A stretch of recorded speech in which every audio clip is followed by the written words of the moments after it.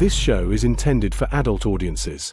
You know, people with bills, backaches, responsibilities, and a functioning sense of humor. It contains strong language, stronger opinions, and the kind of jokes that might send the emotionally fragile into a full-blown meltdown. If you're easily offended, perpetually outraged, or think words are violence, this is your cue to clutch your pearls, grab a blankie, and sprint to your nearest safe space. Or, you know, just get in the sea.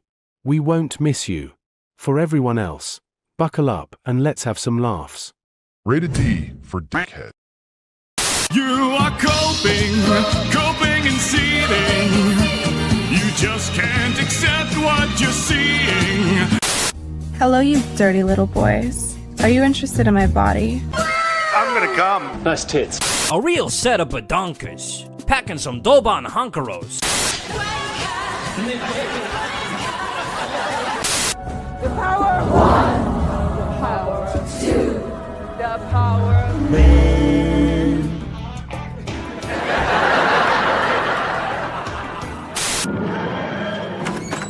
What's going down, babes? Show me the loving. Silence! You are too gay to be the doctor. I'm wonderful, and I'm the most amazing person in the universe. Exterminate! These people are making a lot of money, print money, cash, money, Well, capitalism.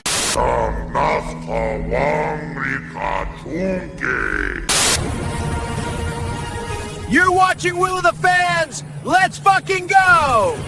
I'm afraid I've got some bad news. Bad news.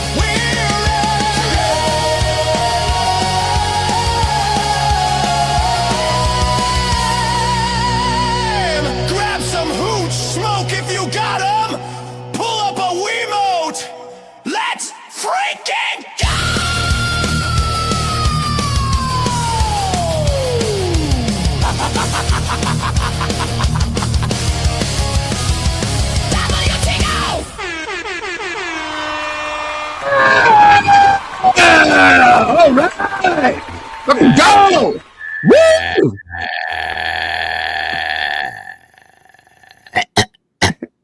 Hello, everybody, and welcome back to WTF Live. Boys of the fans are here. We're going to be reviewing some Red Dwarf for you all today. If you haven't noticed, I am currently sick as a dog. I'm still having voice issues, and I only just managed to get to sleep and wake up after like 3 hours to do the show. So I am running on fumes. It's going to be glorious. I'll tell you all about it in a minute. It's a harrowing tale to behold. But before we begin, and oh boy, was I in a bad mood today. But there we go. I got so that'll be easy. That'll make doing voices for characters real easy. Especially when it comes to Crichton getting felted, but we'll find out what I'm capable of, won't we? Anyway, I apologize first of all for moving the show back 2 hours. It became extremely necessary after the situation that I'll explain in a moment or two. Unfortunately, that does mean that our good friend Disgusting had to bow out before we could even get him on to do it after actually bothering to watch the shows, something I wasn't even able to find time to do. So that's also going to be great. This is going to be a shit show. I'm going to level with you. This is going to be a shit show. You want to watch for the car crash, okay? Watch Will get felted should be the title, really. But we are going to do our absolute damnedest to review the end of Series 8, Only the Good. And this is probably one of the most controversial episodes. For me, it is anyway, especially because there are huge glaring flaws in the second half of it, particularly the last 10 minutes.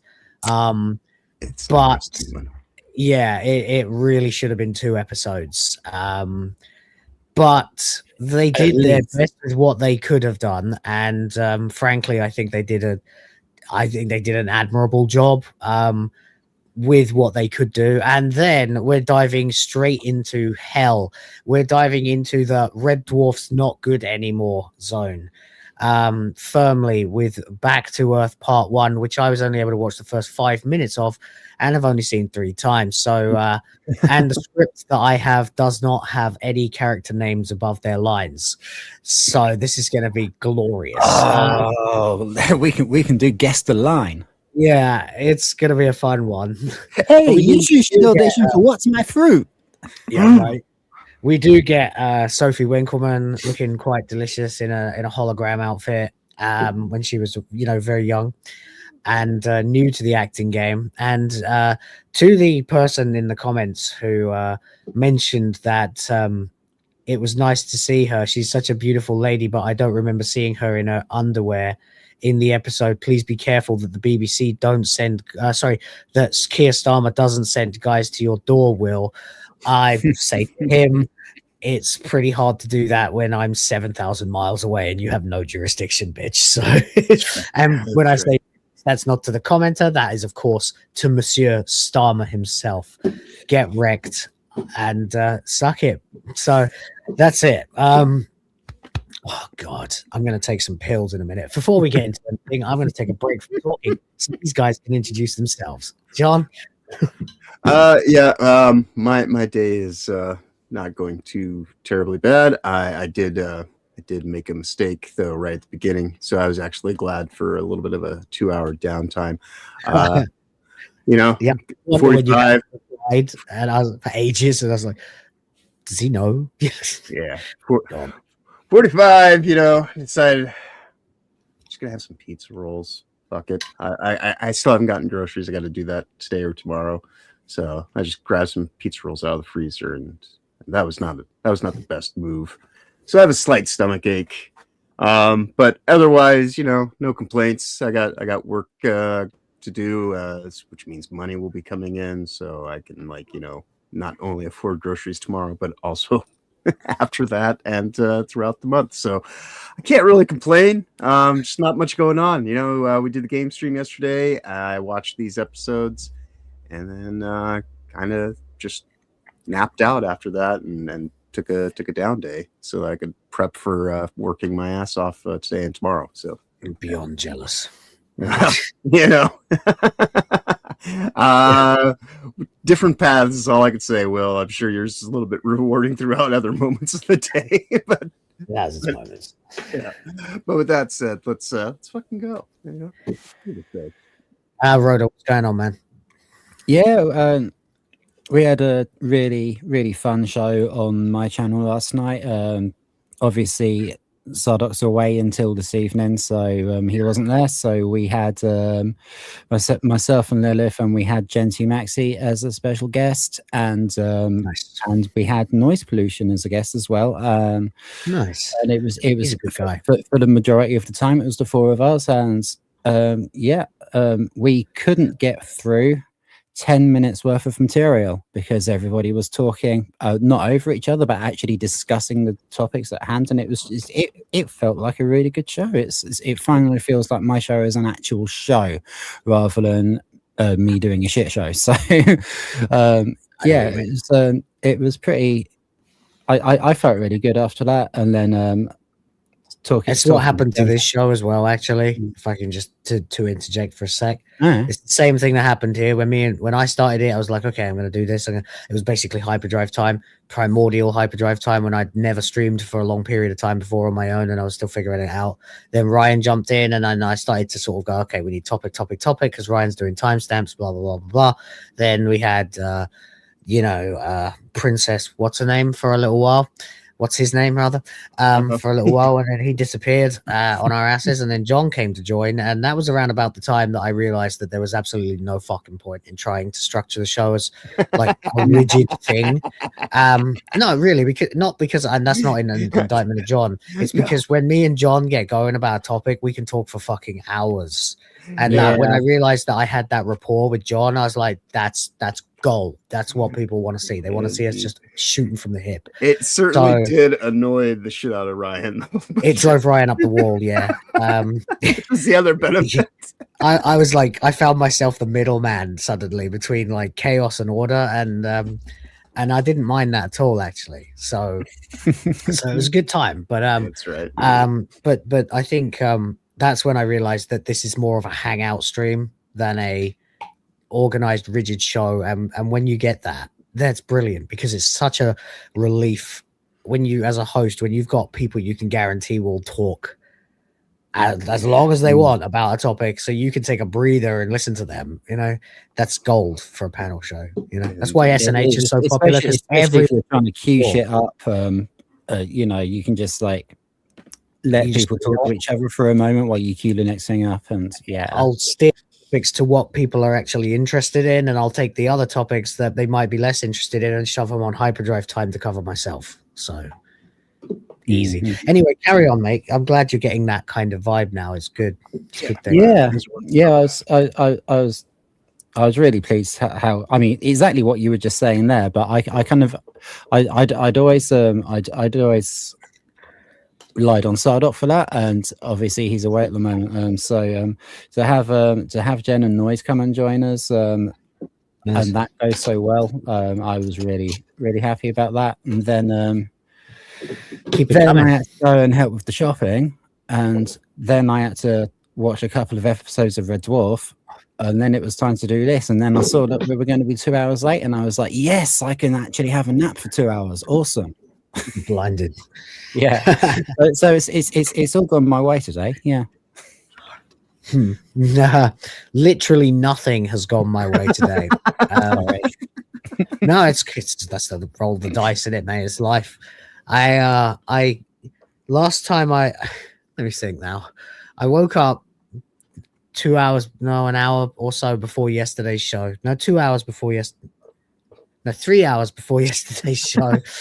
But it's time. And then we did it, and then I had to feed the kids, and that became more of a rigmarole than it was supposed to be. And then I couldn't sleep, so I got up, did some editing, did some work, realized there was no point in even trying to sleep before SNH. So then I did SNH, and that was fine. That was good show.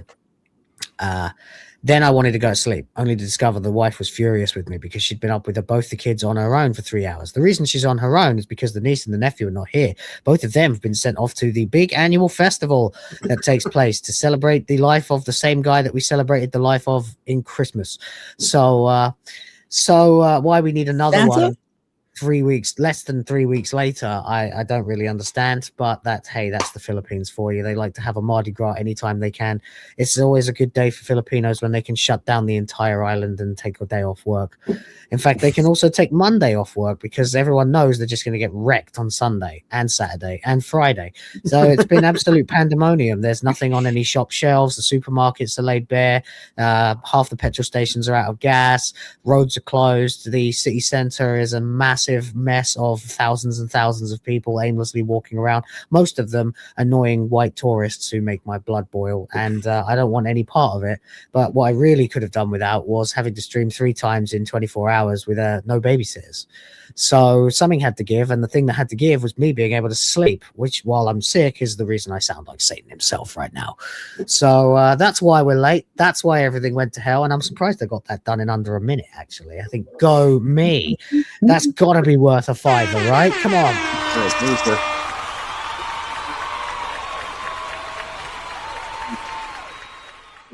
Yeah. But, that's being a parent, and it's my fault for not pulling out. So there we go. 4 months after my first was born. So there we go. Lovely to see everybody in the chat. I sound like such hell today, but we will get into the reviews. We have got a lot to get through.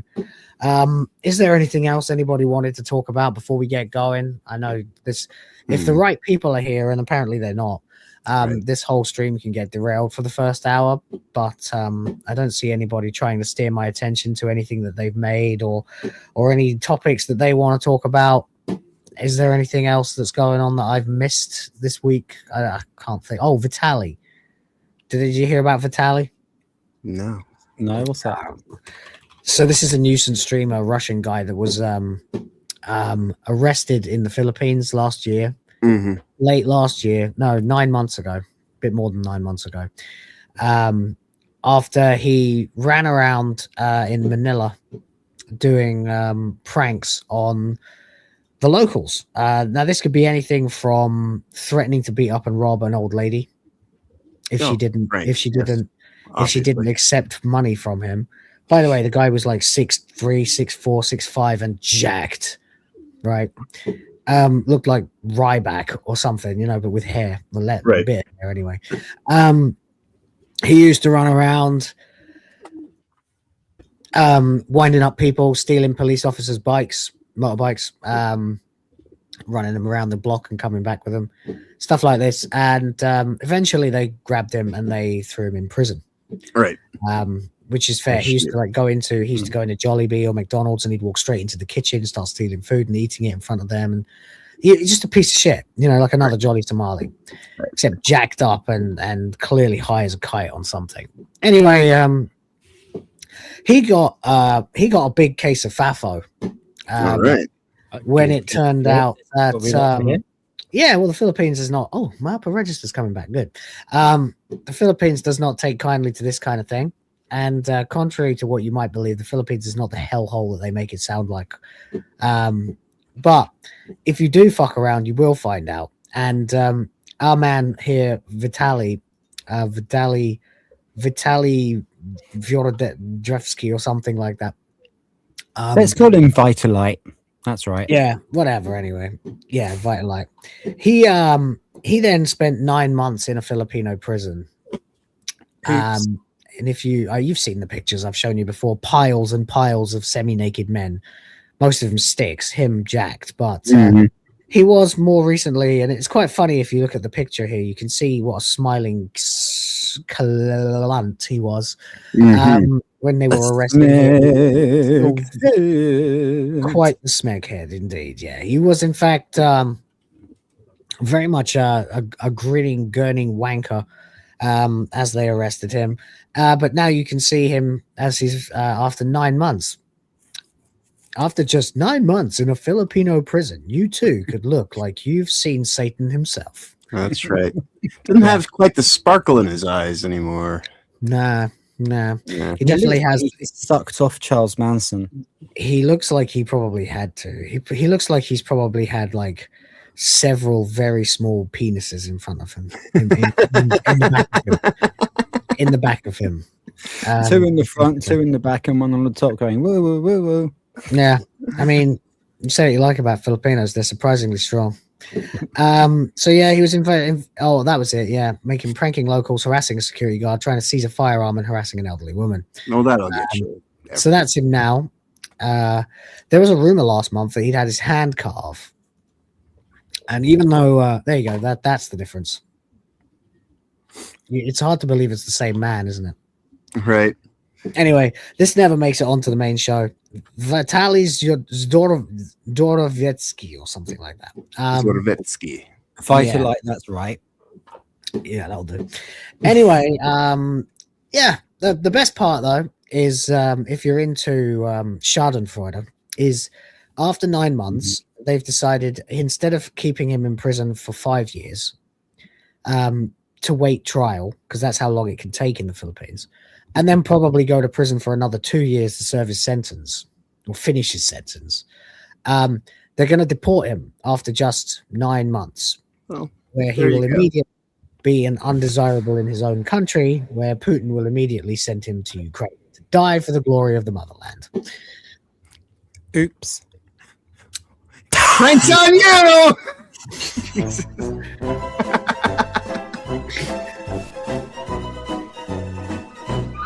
This is the end.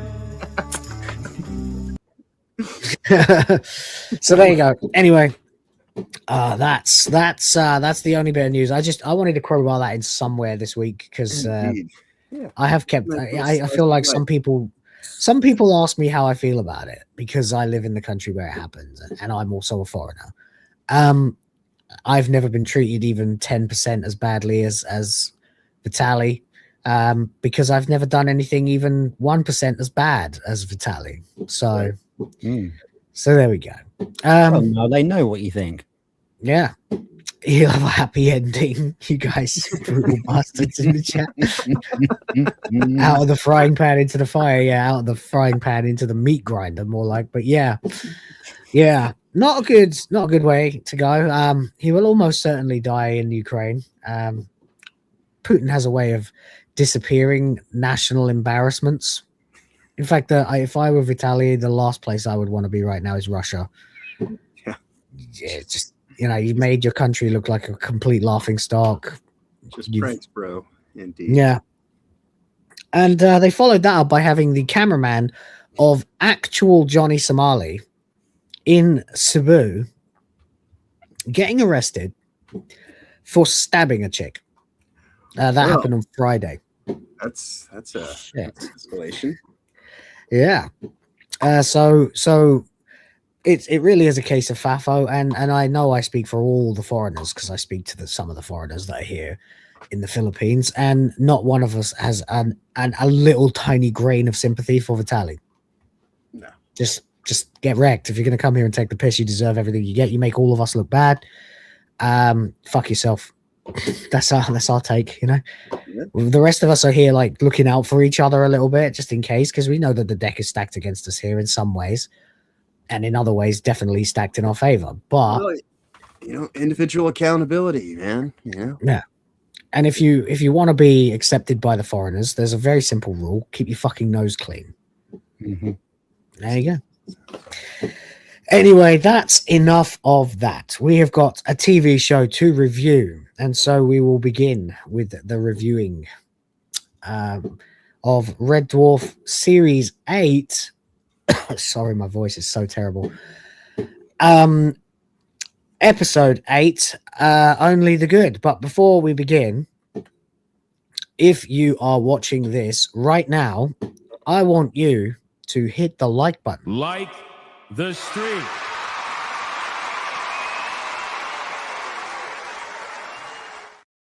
Share. That we may share the stream as well. Sharing is caring. I also want you to slap the love button as hard as you can. Lube it up first, of course. We don't want any friction burns.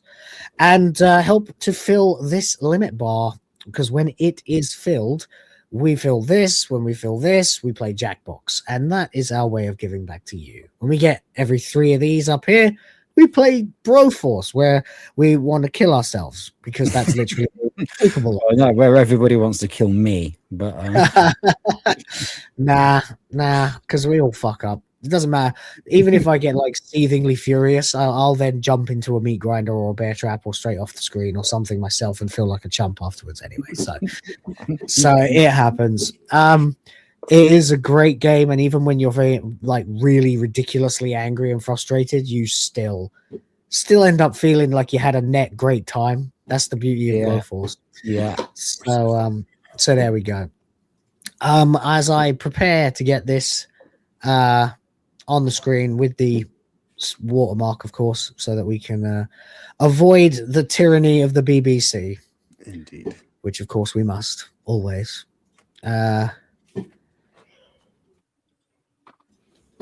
I will point out that Paul Ashworth has gifted 5 for the Grift Force, 5 for the Princesses, and 5 for the good old U of K. Thank you very much indeed, buddy. I really appreciate it. Help me create the future of the white race.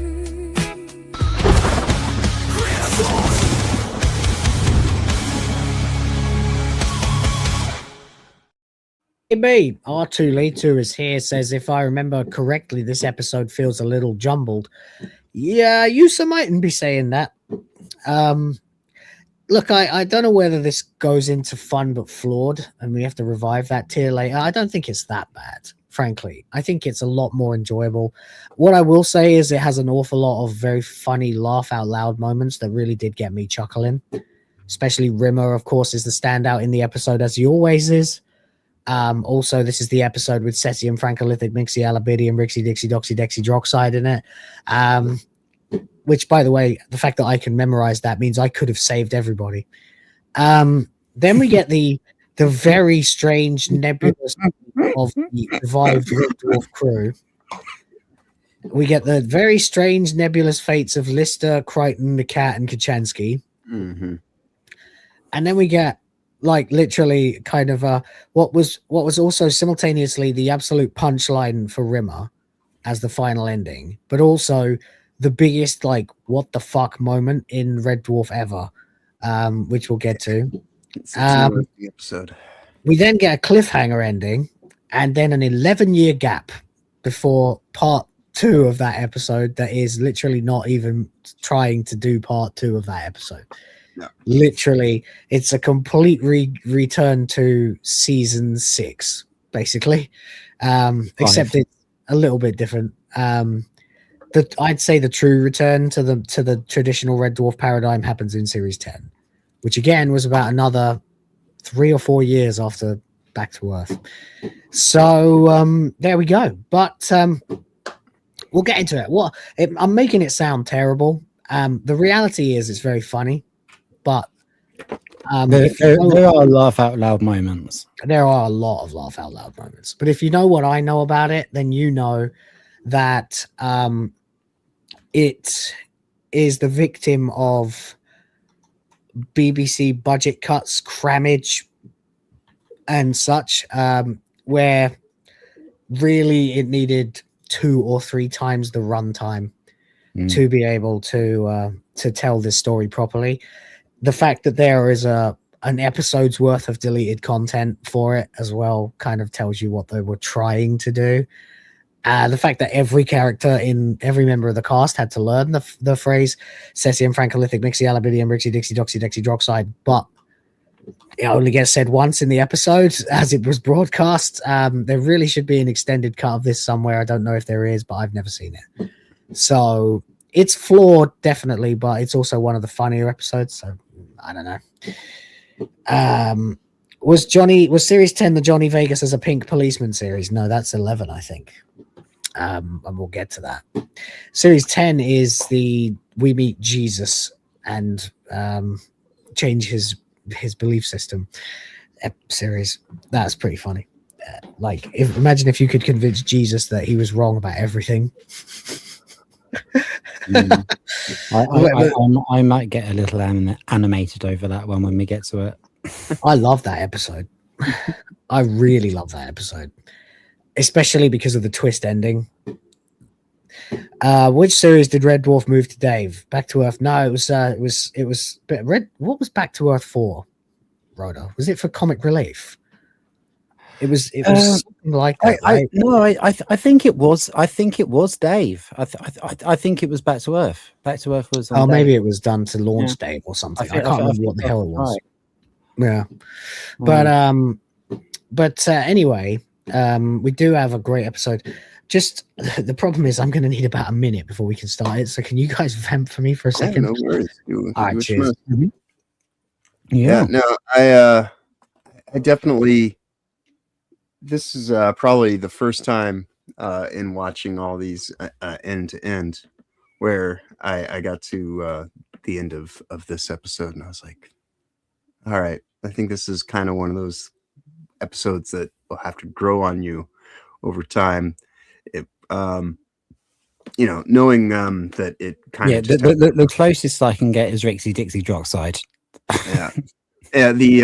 Well, just kind of there's a hard shift that happens, and clearly that had to do with the production coming to an end, and you have. I think I know exactly what was supposed to happen in the episode, because I had a proper really nice hardback book that had all the scripts of Series 8 and all the cast and crew and writers and interviews around them.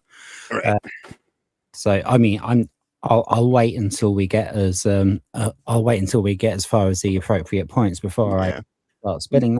But I mean, characterization, all that is everything still present. It's just you can tell that there's just something that is not it's exactly what we were saying. It was just they needed twice. Well, I mean that episode could have been half a series in itself, right? Which is what only the good. Yeah. There's a big problem in the last 5 minutes, particularly the last 10 minutes. It's all going at a steady pace, and then at the 20-minute mark, it goes. Yeah. And there are huge. You can tell there are multiple scenes cut. Yeah, but there are several exactly really the same as happened towards the end of the Matt Smith era of Doctor Who. Yeah, it is a bit like that. Yeah, mm-hmm. And it's a shame because the ideas in this episode are brilliant. It's just we'll get to it. Let's just fucking get to it. Let's just start. Yeah, let's get to it. Yeah. Okay. Sorry, I'm still waiting for my decongestants to kick in. No worries. And rid me of this booga voice that I've got. Anyway, yes, you remember the Jesus episode? Yeah, it's a good one. I like the Jesus episode a lot. I think it's very, very funny. But there you go. All right, let's start then. So obviously, whoa. Oh shit, I need to share the entire monitor, that's why. For some reason it just hates me. It's just everything hates me today.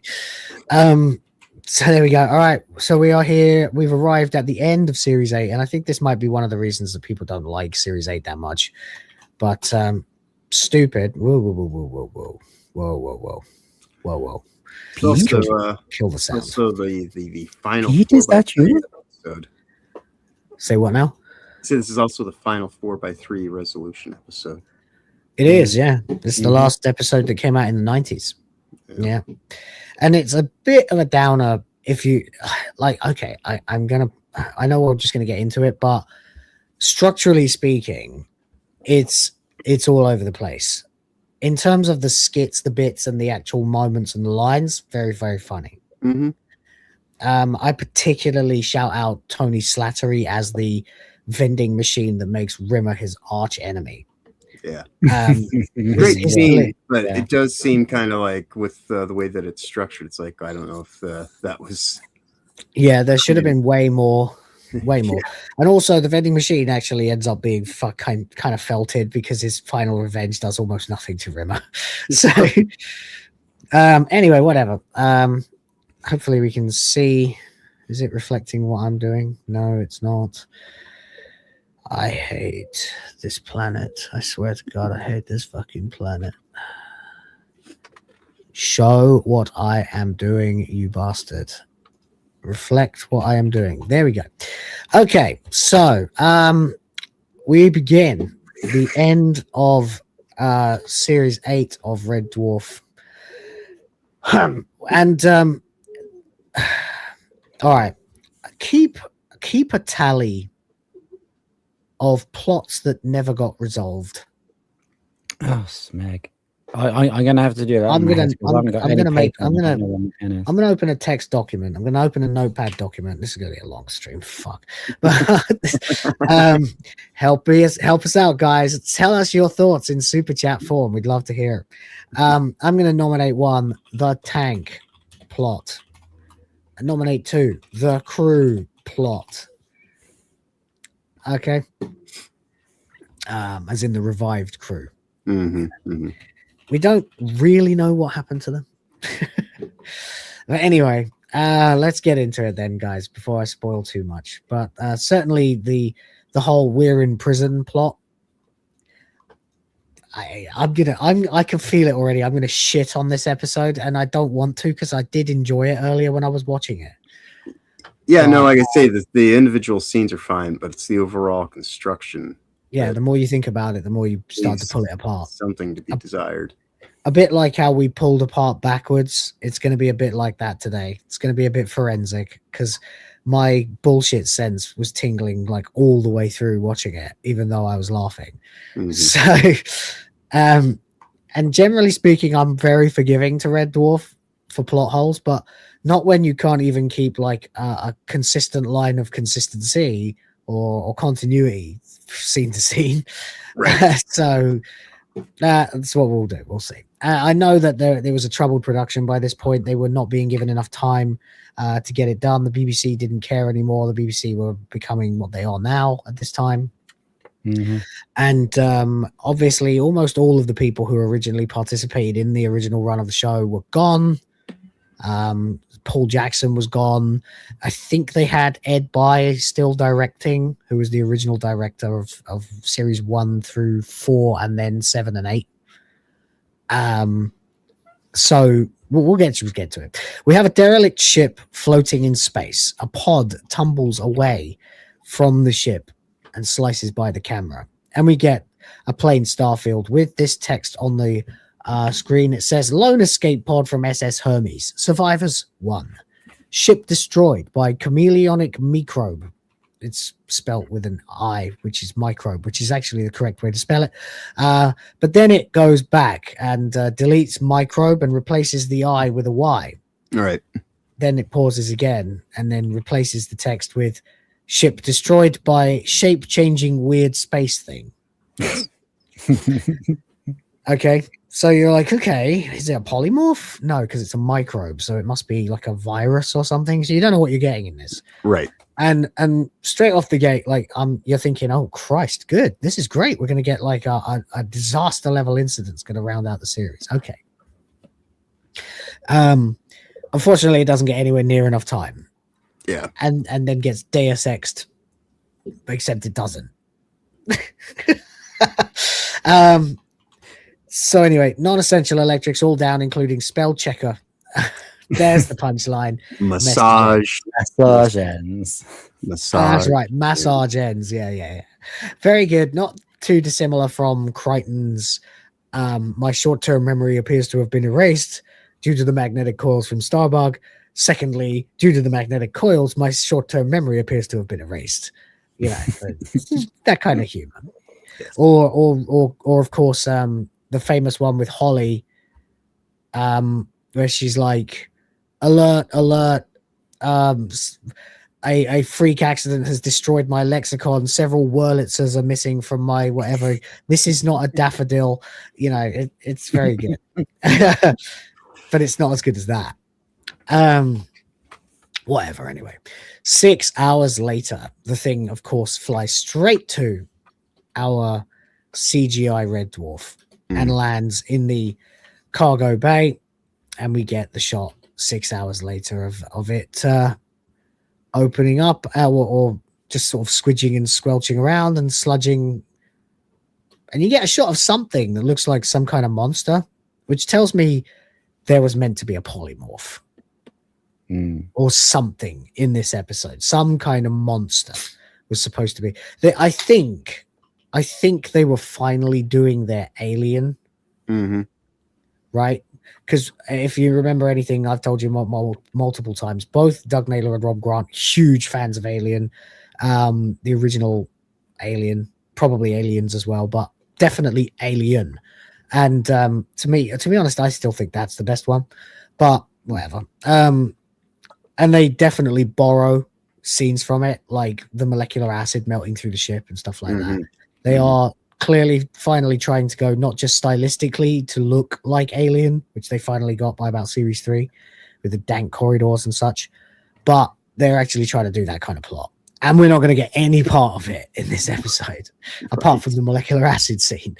But anyway, which that was kind of the thing when you get to the end of this. Like I was like, well, what was that scene at the beginning about? And like the whole thing, it seems like nothing it's happens just a big with hole. any of this. That's what it is. It's just a big hole. That's all it is. I feel like there should have been a monster, and then what they created instead was this biomicrobe thing that fucks around in the ship. It feels like it should have been more, you know. They definitely at some point wanted to have like a full-blown xenomorph running around in a Red Dwarf ship, but whatever. Anyway, we're here, and there's some crappy old black and white movie with some knackered-looking soldier holding a beautiful woman as she looks very happy. Oh no! It's a beautiful woman holding. Oh no! In the other, later it is. In this, it's the man holding the woman. You're right. That's right. Yeah, and the captain is in bed. He is sick. Now, the last time we saw Hollister, he was sentencing himself to 12 months in the hole, right? Right. So it does run that he would be sick. Well, yeah, you would imagine he would be very sick. Can you imagine the last person he would want to see ever again? Oh, would that be Arnold J. Rimmer? Most likely, yeah. I think he could even tolerate Lister a little more than Rimmer at this point. But nonetheless, the captain is lying in bed looking ill. So there's a knock on the door and he goes, "Come in." He sounds like me, fuck's sake. He goes, "Come in." He's got really fucked up voice, right? Which I can only do right now because I'm sick. Anyway, finally, he manages to get someone to come in. And of course, it is Rimmer in uniform again. Yeah. Interestingly. Which I thought was an interesting. I was like, what's going on? It does blindside you a bit. But in because I wasn't sure. It's like, is this supposed to be a flashback, flash forward, or flashback, flash forward, or what's going on here? Yeah. No, there is actually a reasonable explanation for it, although kind of not at the same time. And we'll get to that. But anyway, for whatever reason, Rimmer, can I come in, sir? I did knock, sir. Perhaps you didn't hear me. You're hot lemon, sir. And Hollister takes a drink, pats at his face, and says, "Goddamn yellow fever. I still got that jowly, flabby puffiness around my cheeks." Because wasn't that there before your illness, sir? Yes, I'm sure it was because, and he looks at him, "Let me tuck you in, sir." He says, "How's life on probation? Fouled it up yet?" And you got to kind of wonder to yourself, exactly how did these two motherfuckers get on probation? Right. In fact, it's not even Lister, it's just Rimmer. How did Rimmer get on probation after being part of the Pete storyline? And if Rimmer got on probation, how did Kachansky not? Yeah, right. Kachansky has done nothing wrong in all of this apart from kind of get sucked up into their plots. Right. I guess the worst thing she's done is give them the time wand in Pete. Or tell them how it worked. But there you go. And why when they had the time one, did they just not get into a Starbug and fuck off? Exactly. Sorry, sneeze. Anyway, so Rimmer says he's enjoying it. So he says some directives for you to sign, sir. Go on, John. What you got? Well, I was going to say it was, because when he first came in, I was like, all right, what am I watching it? Because that was also the other thing too, is because he does go and he says the whole thing about the probation, and then the scene that the exchange that is about to happens, and I'm just like, all right, so this is something we're leading up to something, because it is kind of, well, they were just in jail, like why is he not, you know? Yeah, exactly. So I was like, all right, I'm gonna trust. This will all make sense by the end. So that was my thoughts at this point. Yeah, I mean, it does make sense that if he's on probation, he might. No, it doesn't. It doesn't make sense. Why would a person on probation get given personal captain sick detail? Right. Imagine if the person on probation was kill crazy. You know? Yeah. It doesn't make sense. I'm not getting crazy. Not getting out. Not bringing in anybody bitter lemon. Especially given the nature of the relationship between these two specifically. It just seems like the captain would never accept Rimmer as his personal detail after what Rimmer put him through. That's asking for calamities, you know? Yeah. And has it been a year, by the way, since Pete? We have no idea. We have no idea. But anyway, whatever. So anyway, he hands him some directives to sign, and he flips the page and he says, "What's this Space Corps free pardon, exonerating you of all crimes doing in here?" And Rimmer goes, those people in admin really need to pay more mind, sir. Honestly, you can't rely on anyone these days, can you? And Hollister looks at him like, "Brr." He goes, "I'm so sorry, sir. It's just, if I've got the record, I can never become an officer and command my own ship. And that's what I long for more than anything, sir. To be like you, maybe thinner and in better condition." And obviously without your clogged arteries. But that aside, sir, you're the person I admire the most. Well, it's still Rimmer, you know. He's gotta He's got to take a shot, but he's still gonna Rimmer it, you know. Yeah, well, I mean, the funny thing is, the original Rimmer would never have said this stuff. I definitely feel like we can sense the difference between this Rimmer and the original Rimmer at this point. Yeah, like this Rimmer is an entirely different animal. Like, he's much more willing to give in to his low, conniving side than the original Rimmer was. He was much more into his cowardly side. Right. Well, you know, I suppose if nothing else, you can see that there is some amount of difference to his character, shaped from his time in you know, being in the cell with Dave and just kind of, you know, being locked up. Absolutely. Anyway, so Hollister says, "Another ambition achieved." Rimmer says, "You think I could become an officer one day, sir?" He says, "Look, it gives me no pleasure in telling you this, Rimmer, but I'm sorry, you're just not officer material." "It's not officer material, sir. So if you want to take my advice, you'll redirect your energies and find something you have a genuine chance of succeeding at." He goes, "Like what, sir?" And then Hollister grabs his throat and goes, like, he's like pretending that he has no idea what he can't say anything. He feigns his loss of speech. I guess is you know, a show of some kindness, because he's not just saying to him, "You're a nitwit, Rimmer." Yeah, you can't be trusted with anything. This Rimmer should have also seen the captain's files, which would also say that he is, you know, promotion prospects are comical. All right. Yeah. But there you go. Anyway, there's another knock at the door, and a beautiful blonde walks in, and Hollister goes, "Talia? Well, hi." Which is a really weird way to greet a particular type of person, which we'll find out later. But, I mean, I'm sorry, but this looks to me like, you know, a man who's more excited than he would be given what we find out later. But hey, whatever, it lends itself to the scene. Maybe that's just the way he is. He goes, Rimmer was just leaving. She says, "I can't believe we've run into one another again after all this time." He says, "Well, the nanobots must have resurrected you too. You look wonderful." She goes, "You made captain. You've done so well. Your own ship. Wow, I've got goosebumps." And Rimmer turns and says, "The photograph of your wife, sir, is it okay where it is, or should I turn it so it's facing the wall? He goes, dismissed, Rimmer. He goes, yes, sir. Thank you, sir. Nothing I can get you, ma'am? Tea, coffee, packet of 3? And walks out as Hollister looks at him again.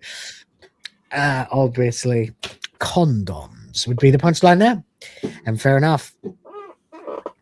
Anyway, then we move to the corridor. This is great. I love this character. This is one of the standouts for me of the whole of Series 8. The dynamic between Rimmer and this vending machine, voiced by the legendary Tony Slattery, who was probably, he's known for a lot of things, but for me, he'll always be the foppish, overly energetic, weird guy that was on Whose Line Is It Anyway, the British version.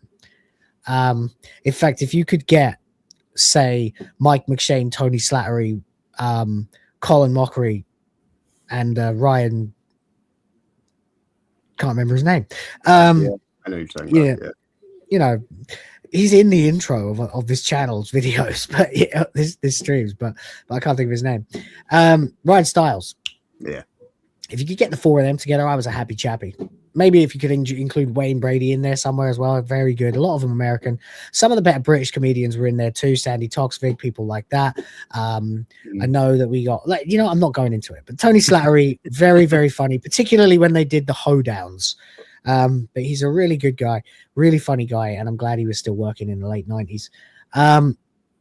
Anyway, my dad couldn't stand him, but I thought he was hilarious. Anyway, Rimmer goes, me, not make it.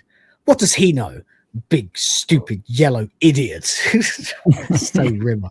He goes, he doesn't see my good side, my weasel cunning. When the going gets tough, my ability to find good hiding places. He goes, he thinks I'm an imbecile. He really does.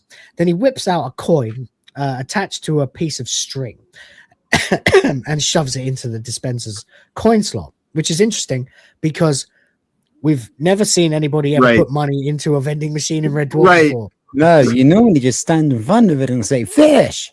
Today's fish is trout a la creme. Enjoy your meal. I will.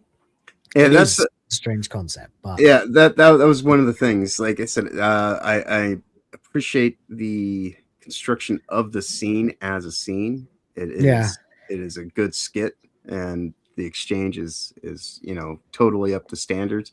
But it seemed like it's like, all right, what's going on here? This did seem like it was cutting into just the diegetics of how I agreed, but I kind of remember, I want to let this one go a bit. Right. But I was kind of willing because to we are living in a universe where Crichton changed faces, voices, personalities, years of creation.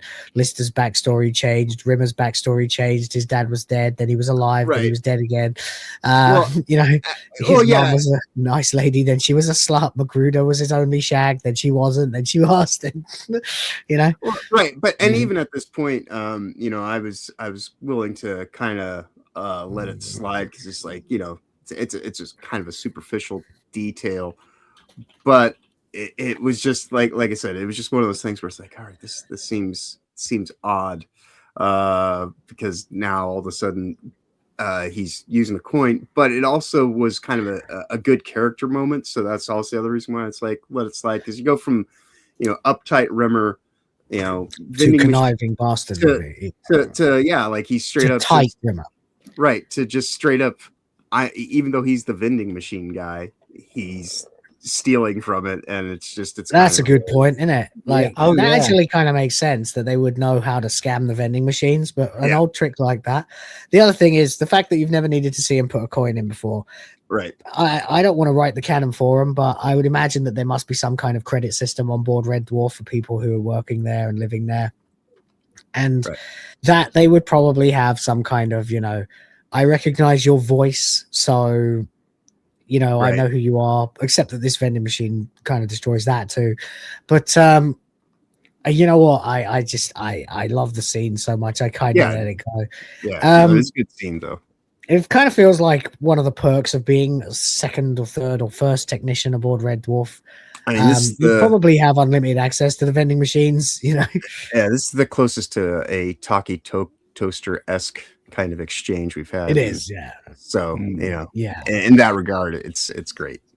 Yes, and actually, you get a couple more of them. There's a whole episode, in series 10, based on the different vending machines of Red Dwarf, Chinese whispering and a single sentence throughout an episode, so that by the end of the episode, it's become a completely different question in the first place, and it's really quite funny. But we'll get into that. Indeed. Anyway.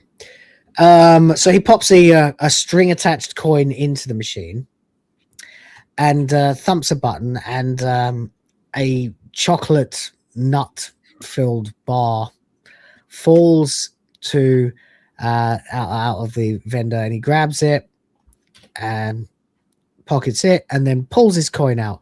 At which point and now while he's been doing that, he's been saying he thinks I'm an imbecile. He really does. Ha ha ha ha!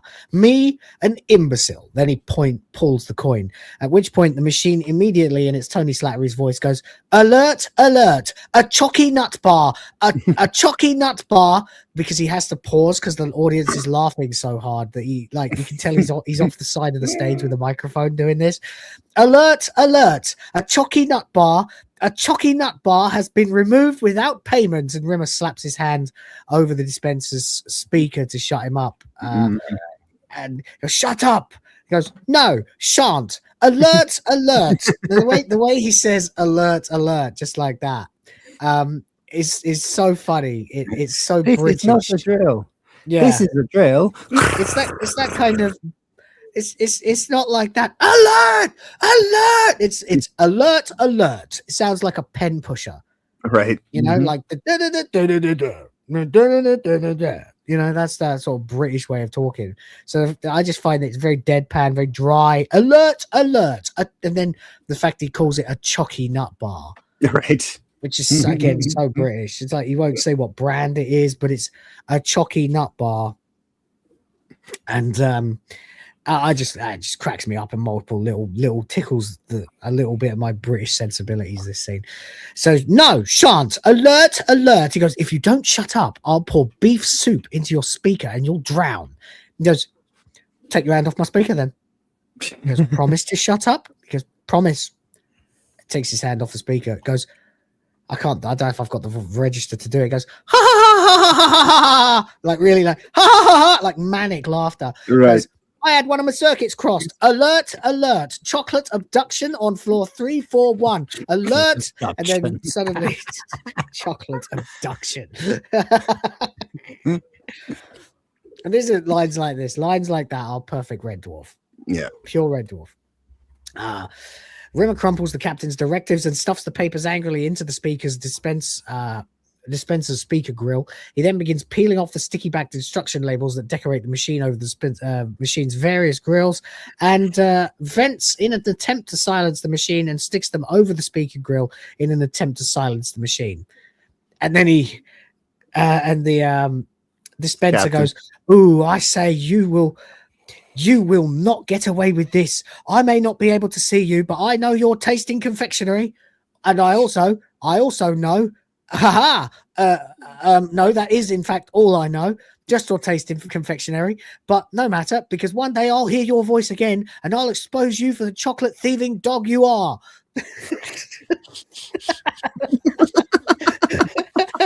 This is brilliant. This is great. I just wish the episode made more sense. It's so good, you know. This scene would have been better off in series 10, actually. Yeah, I realize what I mean later, but yeah.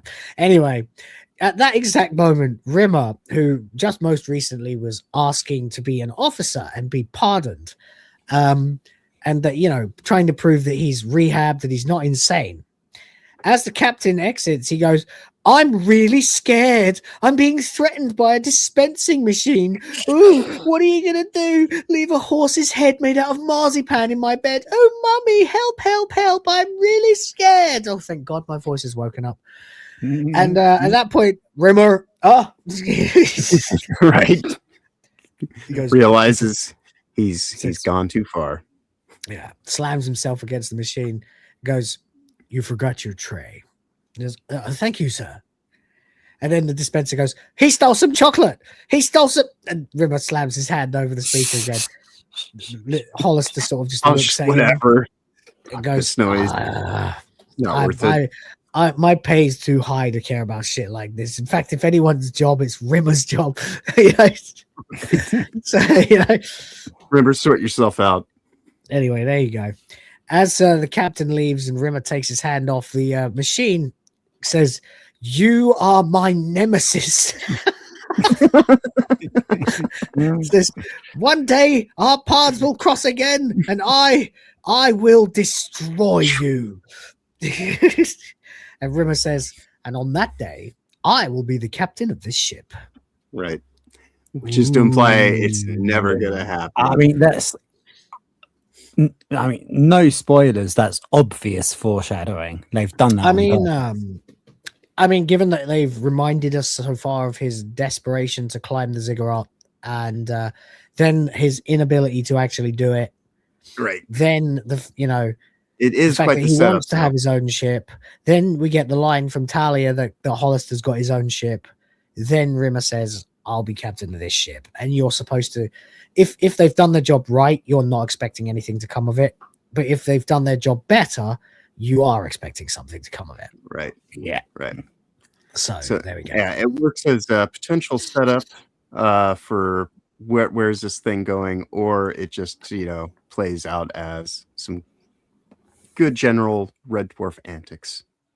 We'll find out by the end, which it is. And sorry, I keep muting myself because I either have to sneeze or I have to pinch my nose and try and blow the air out of my ears because my face is full of muck at the moment. It's unfortunate. It's disgusting. I got space mumps. It's just hidden under the hat. Anyway, there we go. So, cut to Cat, Crichton, and Lister, all still back in the tank on floor 13. Cat says, "It's okay for Mr. Cushy working for the captain now, but what about me? All that damned rock." This joke is hit and miss. It hit for me earlier, but I can see why it would miss too. He goes, "My back's killing me, bud. Look at my spine. It's so curved. If you threw it away, it'd come back. Rock, rock, rock, rock, rock, rock. I ain't used to work, but what job do they give me?" Crichton says, "Something to do with rocks, sir?" He goes, "Exactly. You know what they got me doing? I've got to put on all the rock albums on the PA system. I got to change those suckers once every 45 minutes. I'm a physical wreck. Probation's killing me, buds." Oh, so they're on probation as well. So there you go. So that's it, basically. I love how he got the 45 minutes right, though. Yeah, it's about the length of the average album in the 90s. But it was in the 70s through 90s anyway. Yeah, certainly in the 90s. I remember albums were always around the 40 to 45 minutes, maybe 50 at a push mark. Yeah. Well, the idea was they would fit on one side of a C90. Yes, exactly. Yeah. So there we go. I think it's really funny, actually, the idea that if you think about it, it's a good cat joke because the cat is absolutely not used to doing any actual physical labor of any kind. Right. So actually, even one of the cushiest jobs is going to be taxing. The only problem with it, of course, is the only thing that kind of doesn't hit is the fact that it's the future. So they would all have MP3s. Or Spotify, or the Red Dwarf sound system would be automated and controlled by a subsystem of Holly. But whatever. Yeah, they've already got videos and video games that come in cartridges and come on videotapes. Triangular VHS tapes, yeah. Triangular VHS tapes, yeah. That's true, yeah. Fucking stupid. I really want to actually just really build that in real life. A triangular VHS tape. Yeah, I do too. Anyway, so there we go. It's pretty funny, the idea that you think he's like fucking down the mines hitting the rocks with a pickaxe, but no, he's just changing CDs, various rock bands. But whatever. Anyway, then we get this line. Lister says, "What's that?" And Crichton says, "Oh, it's just a present to help cheer up Miss Kachansky." He says, "What, a calendar?" He says, couple of days ago, she was looking at the old calendar and she said it was the wrong time of the month. So I got her a new one. I'm going to tell her the calendar people made a mistake, but it's just leave this whole wrong month thing behind us. They were stupid. It was careless, but being grumpy and tearful about it is getting way out of proportion. Lister says, oh, a little word in your audio receiver. So he quickly explains to Crichton what a period is. And then Crichton says, and this happens to all women. They become cranky and weird, and yet you never see this in films or on TV. Well, maybe in the 90s you didn't, you know. Right. That has changed, Crichton. Yeah. I'm not sure what's making me laugh more: the shit that's going on in the episode, or what R2's saying to me in chat. Yeah. Yeah, indeed. Old fucking cassette tapes and VHS tapes. Yeah. Anyway, he says, and this happens to all women. They become cranky and weird, and yet you never see this in films or on TV. And men are supposed to be in control of the media. This is the biggest cover-up since Watergate. And Lister says, relax. It's not a big deal. I'll tell you what to do and how to behave. Everything. And then he walks away and just goes, just trust me. Yeah. Which the nice thing about this is you got to figure Lister's kind of been sitting on a payback since Crichton TV. I think so, yeah. Because Crichton stitched him up with that whole Ackerman's room situation with the pubes on the bed and the fucking onion sandwiches. Until she says, well, we're not friends anymore, she was willing to fucking get down with him. She was willing to get naked and shag him, yeah. So, Crichton, you kind of fucked up. That would make you mad. That would make, the opportunity to shag Chloe Annett in her 20s versus never having the ability to shag Chloe Annett in her 20s. Well, I'd say, vengeance is nigh. So we get the look of a very miserable, grumpy, and bitchy periodic Kachansky stumbling into a room, and she is wearing way too much makeup for a woman on a period. I've never seen a woman actually put that much effort into her appearance when they're on the period. They usually just isolate, but whatever. I guess she has to. Anyway, the other thing is they're meant to be in prison. Why would she have access to this stuff? Fuck it. Yeah, but it's a TV show and the makeup lady's not in prison. That's right. The makeup lady's not in prison, which is why she's got eyeshadow and perfectly sculpted eyebrows. But anyway, whatever. So so she walks into the room and is absolutely stunned to see this.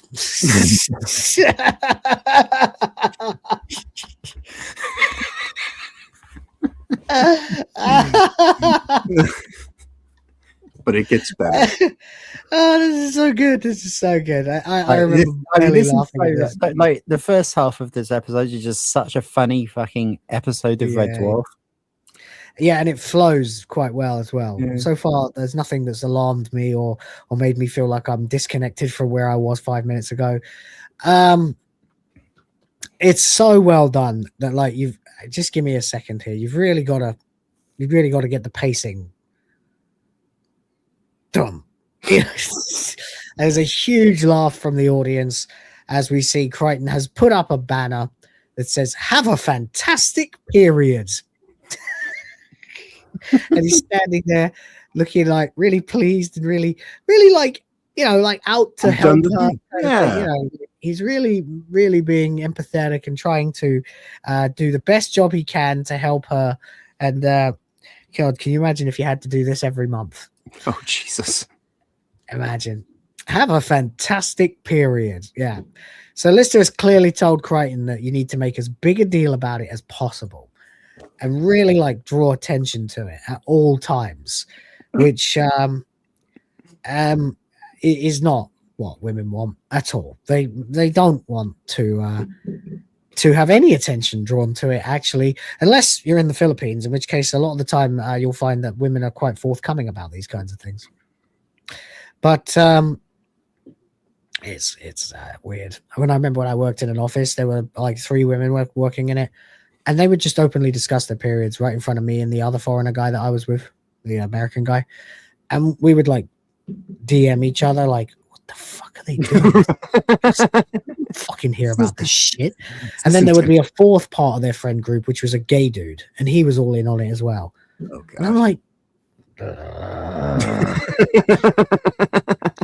why do women here like openly talk about it? But then compare that to my wife, who is very much westernized about these kinds of things, has absolutely no intention of having a discussion with you about it. It's go to the store, get me some blah blahs, please, and then I'll go and do that. And then it's basically, don't ask me how it's going, don't, you know, offer to help me too much. I don't want to think about it. I don't want to pay attention to it. Leave it alone. Okay, sounds good to me. See you in a week. You know, or in about 4 days when it calms down. But you know, that's the thing.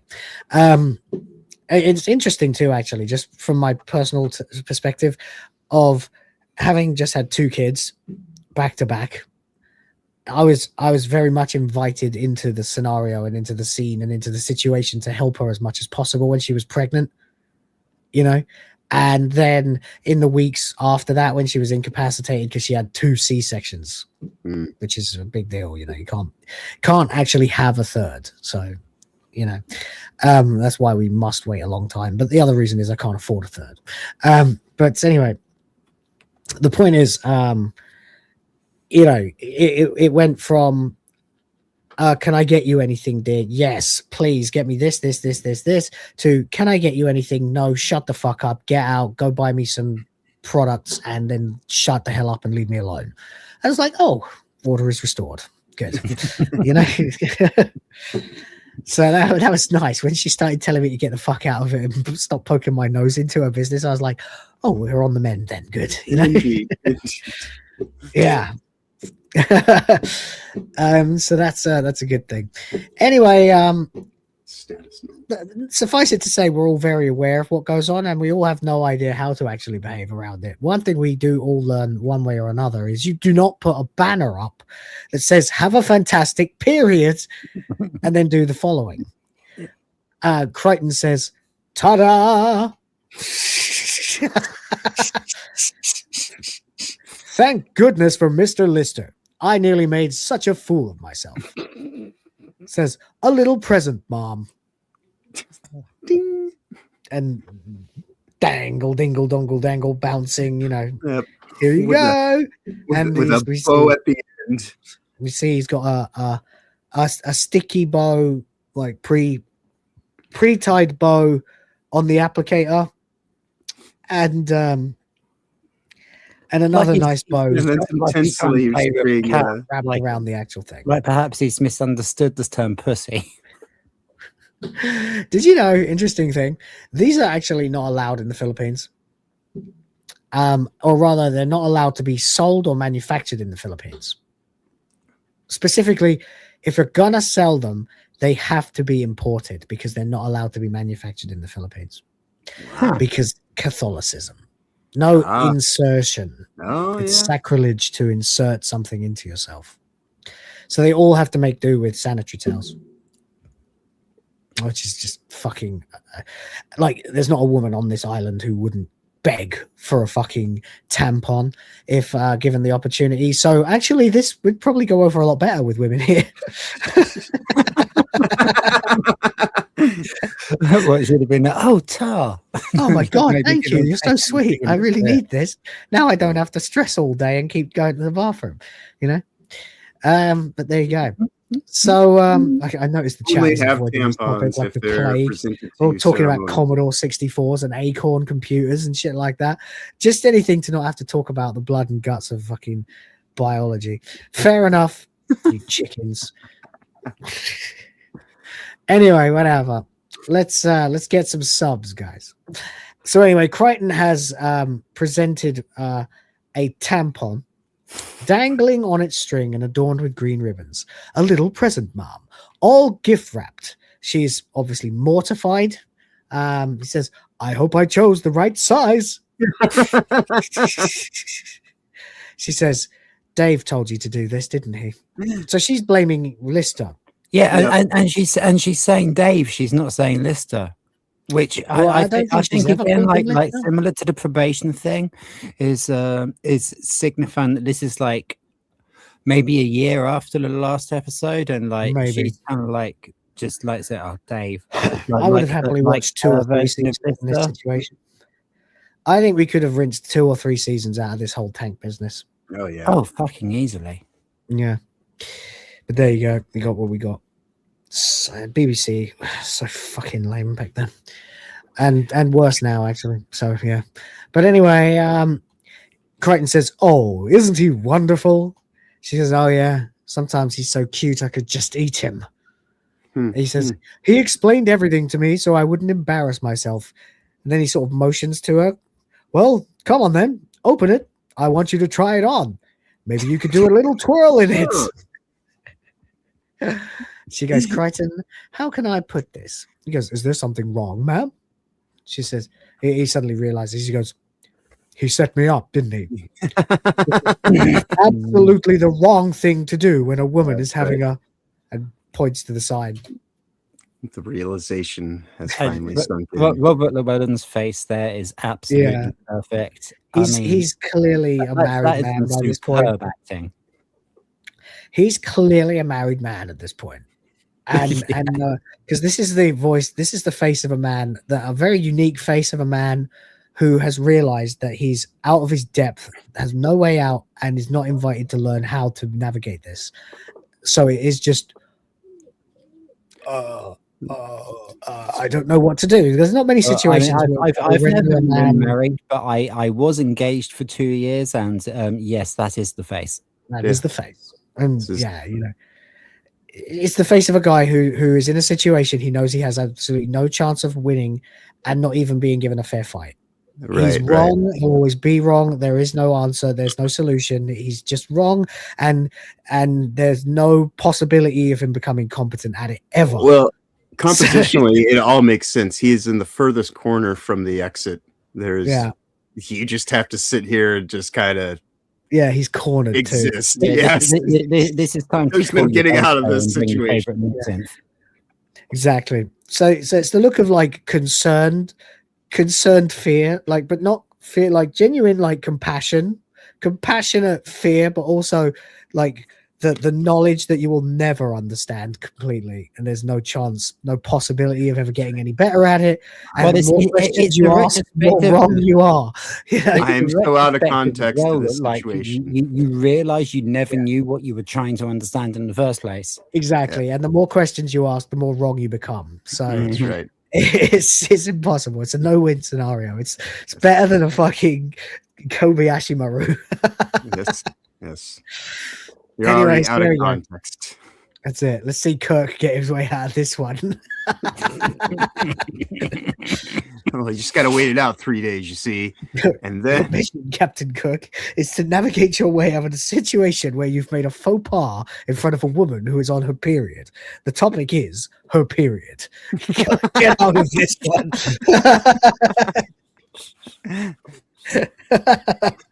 He'd just be like, "Okay, beam me up. I'm out." There's no way to win. The solution is yes, exactly. This is an unwinnable condition. The true no-win scenario. You know? And then he bites an apple. Sorry. There you go. Anyway, that's it. Would you like one with wings? Something. You know? Sorry, I was during the Twilight Zone at that point. But there we go. Sorry. Right. So anyway, he says, "Is the banner wrong too?" You might say the banner wrong too. And then she confirms, and then Crichton goes, "He was I did it. Oh my god, my voice is alive. He was lying." Because I've been duped by a master craftsman. Well, 2 can play at this game. Oh no. Right. Oh yeah? What do you have in mind? Oh, Crichton. You know, Crichton's vindictive streak. His vindictiveness is he's developed a real mean streak. Yeah. he seems so timid in certain ways, but once you cross it, Next thing you know, he's running through the woods with a blowpipe and right. He always pulling up to a Jane Austen gazebo in a World War II. Like 0 to 100 in under 5 seconds. Like really ramps it up. It's great. Did you ever see like the Orville? Yeah, a little. There's bit. an episode in that where they're trying to get the data standing character to comprehend humor. And it's between him and Scott Grimes' character. You know, Scott Grimes, the ginger guy, he's like the helmsman, I think, of the ship. And he also played Steve Smith in American Dad. He's also a decent singer too, by the way. But there's a scene where they're like having a prank off between him and the android. And the android, it keeps escalating it way worse. Like he cuts off his arm and calls it a prank. It's a bit like Crichton in that respect. Like the same through line is he understands the basics of what you're supposed to do, but has no idea of like socially what would be way too far. Right. And so it always escalates it exponentially until it causes Lister like no end of like literal possible mortal danger or like condemnation for life, you know. Like, of course, we saw in Crichton TV where Lister steers Crichton off the path of becoming a greedy mogul, and Crichton's response is to almost get him thrown into solitary for like a year, you know. But there we go. Better than modern woke Trek. Yeah, the Orville's good. I like the Orville. I'd like more of it. The Orville is modern Trek. It is. I mean, structurally, stylistically, it is almost plagiarizing the Next Generation. Yeah, it is almost a complete plagiarism of the Next Generation. At this point. I really, really enjoyed it. I love it. I hope they make more. I want more. I definitely want more. I just don't think we'll get it. But not unless Seth MacFarlane were to get the rights to it and finance it himself, which he could probably do at this point. Syndication of Family Guy alone would probably fund the Orville. But hey, you gotta need it. You gotta want it. Anyway, so Crichton says, "Well, are you sure you have time for this, Mom? I realize in the next few days are going to be very special for you. Don't you want to be playing tennis a lot in tight white jeans? I wouldn't want to stop you from doing that. I'm not forgetting all that blue stuff you have to pour over things." With all the napkin commercials, sanitary towel commercials. Yeah. I feel free to do whatever I want, Tampax. I'm sorry, it's less than 12 hours ago was when I was watching this, and I was absolutely fucking pissing myself laughing. Yeah, I was howling at this scene. Or I would have been if my voice hadn't been. I was absolutely crying. And my mate was watching it with me, and he was fucking laughing as well. Yeah, Geeklactica recommends the original Blackadder. Seen it a billion times, all of it. Absolutely, it's on the list. It's on the list for one day. We'll do it. Don't know if we'll do it. Yeah, there's kind of a tentative plan to do that on my channel as well, but we were going to start with 2 and finish with 1, like 2, 3, 4, 1. Why? Because 1 is shit, and you'll only like it if you like 2, 3, and 4. I don't know. 1 is shit. It's just a different paradigm. They didn't have Ben Elton yet, and of course it was Rowan Atkinson playing the idiot instead of the only intelligent person. Yeah, it didn't. It didn't land. 2 is like 1,500 million times better than 1. Yeah, absolute leaping, massive leaps and bounds better than 1. That's like Leisure versus Modern Life is Rubbish. Kind of, yeah. John, have you ever seen Blackadder? I've seen episodes here and there. Yeah, but I can't say I've watched it chronologically. Kind of feel like we could crowbar it in between Spaced and Futurama, because once we start Futurama, it's a mammoth. Yeah.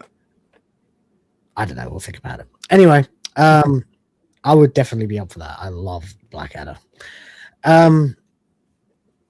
It gets I don't know if it gets progressively better. I think most people agree Series 2 is the best. Series 2 and 3. And then probably 4 and and then one is definitely the weakest. I wouldn't call it shit. I'd say it was an experiment. I wouldn't have enjoyed one if I hadn't seen 3 before I saw it. That's weird, you see, because I saw 1 before I saw any of the others, and I laughed my head off. I thought it was hilarious. Fair. Just literally, like, just Brian Blessed alone is enough to make me piss my pants. I mean, yeah, he fucking saved it. That's beyond doubt. Brian Blessed and Peter Cook as Richard III, of course. Oh, Peter Cook. Okay, now you're selling it to me. Selling it to me. What a little turd. You know, just brilliant. Just fucking good. But there you go, anyway. Furious Dan is here for $2. 3 streams in one day. I'm exhausted and good morning. Yes, I am on my 3rd stream in as many hours, in 24 hours as well, right now. Me too. Yep. This time yesterday, we were playing Broforce. Yeah. And then in between, I did SNH. And then I looked after my kids for a full day. Not for a full day, to be honest. I got some work done too, but I did spend a lot of time with the kids today, which was lovely. But I was a zombie the whole time. So, but there we go. Yeah, Peter Cook is only in the 1st episode. That's right. But it's the Deviant because it's because the Blackadder beheads and kills Richard III that the timeline splits from ours and we get the Blackadder timeline instead. But there we go. Anyway, thank you for the $2. Appreciate it. Who wants to go to 5 and get Eve and get the funny clip? We would love it. Thank you, and please consider helping us out.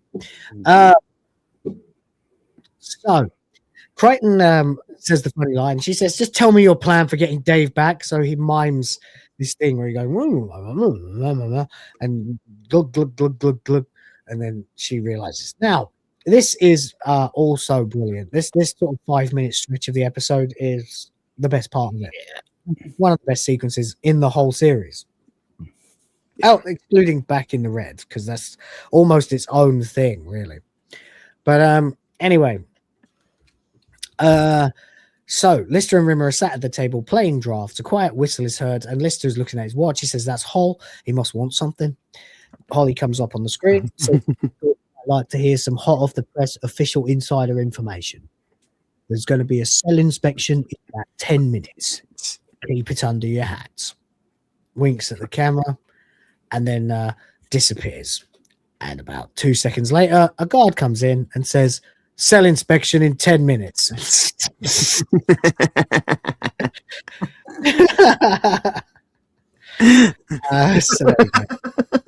you go. That is on the screen.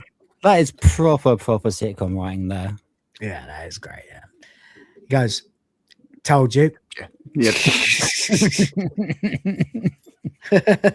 Told you. Goes, "Oh, thanks, Hall. That was most helpful." Goes, "When it comes to being ahead of the game, I'm your man." Yeah. And we still, unfortunately, it's nice to bring Holly back, right? Mm-hmm. But he gets fucking nothing again.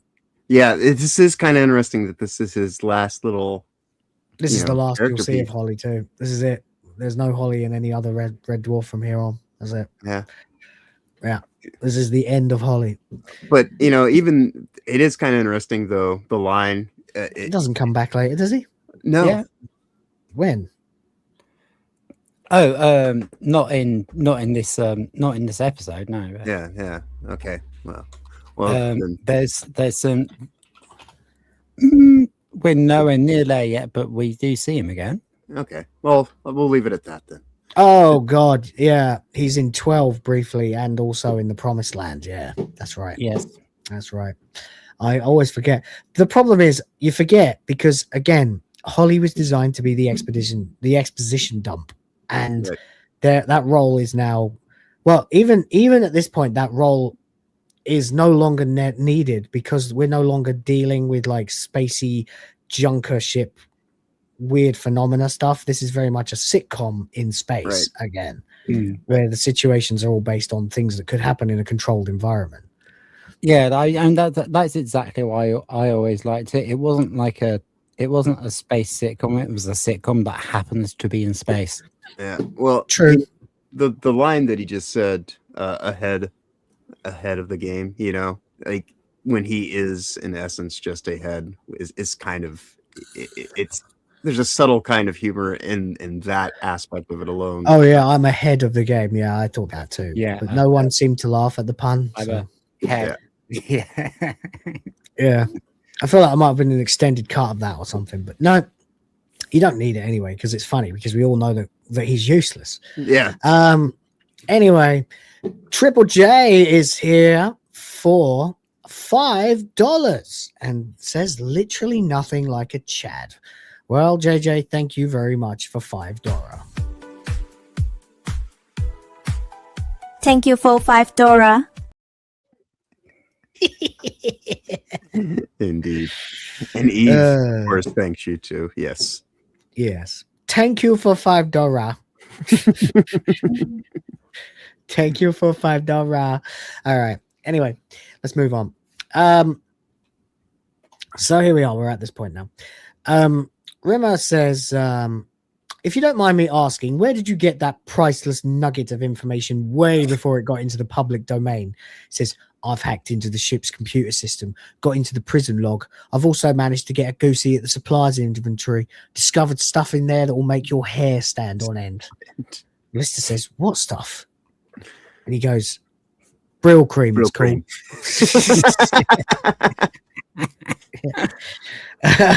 Yeah. He goes, you put it on your head and it makes your hair stand on end. Apparently, we've only got 2 jars left. So if you need some, let me know. As soon as I've got anything else that will be useful, I'll be back. Which is really funny because neither of these guys would benefit from having Brill cream in their hair at all. I mean, you've got curly and curlier. Right. So no Brill cream today, thank you, Holly. Yeah, they're more They Brill look like pad than David Brill Beckham. cream. Right, Brillo pad, exactly. Yeah. Rimmer, of course, with the appropriate response to all of this, you know. Yeah. It says, see you in about 25 years then. He's got something useful. Lister goes, oh, this little scar's a little itchy today. It must be all the dust. He goes, you've got a scar. When did you get that? And he goes, the complimentary pens that the hospital guys were giving out, you know, most accidents happen in the hope to be careful ones. I accidentally stabbed myself in the head with one. He goes, where were you? He goes, I wasn't at home, so I didn't feel stupid or anything. He says, that's not a scar, it's a nick. This is a scar. And he goes, points at a scar that Chris Barry obviously has on his neck. He goes, where'd you get that? He goes, from a fight years ago. Duel. He goes, a duel? You get out of town. He goes, not a duel. Duel. The old Steven Spielberg movie. A friend of mine attacked me with a video case. Some stupid argument about who had the coolest bicycle clips. I got it back though. I peed in his mum's steam iron. He had yellow t-shirts for a week. That's the first of 2 ironing jokes we get today. Anyway, there we go. So then buzzing noise comes in. He goes, why is that going off? And they get a piece of paper from the machine. He goes, it's from Crichton. Yeah, Look it's on under the drafts board. Yeah. Yeah.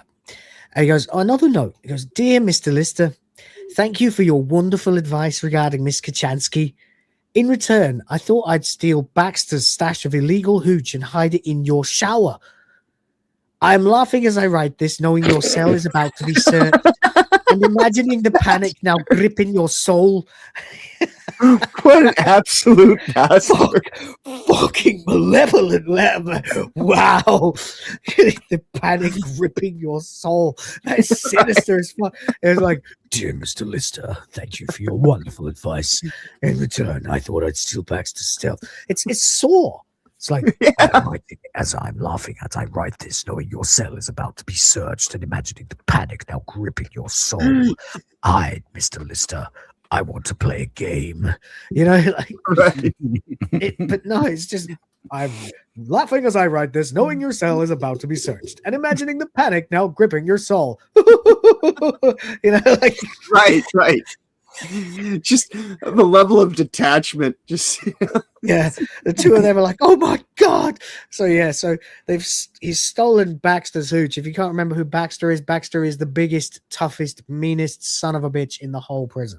Yeah.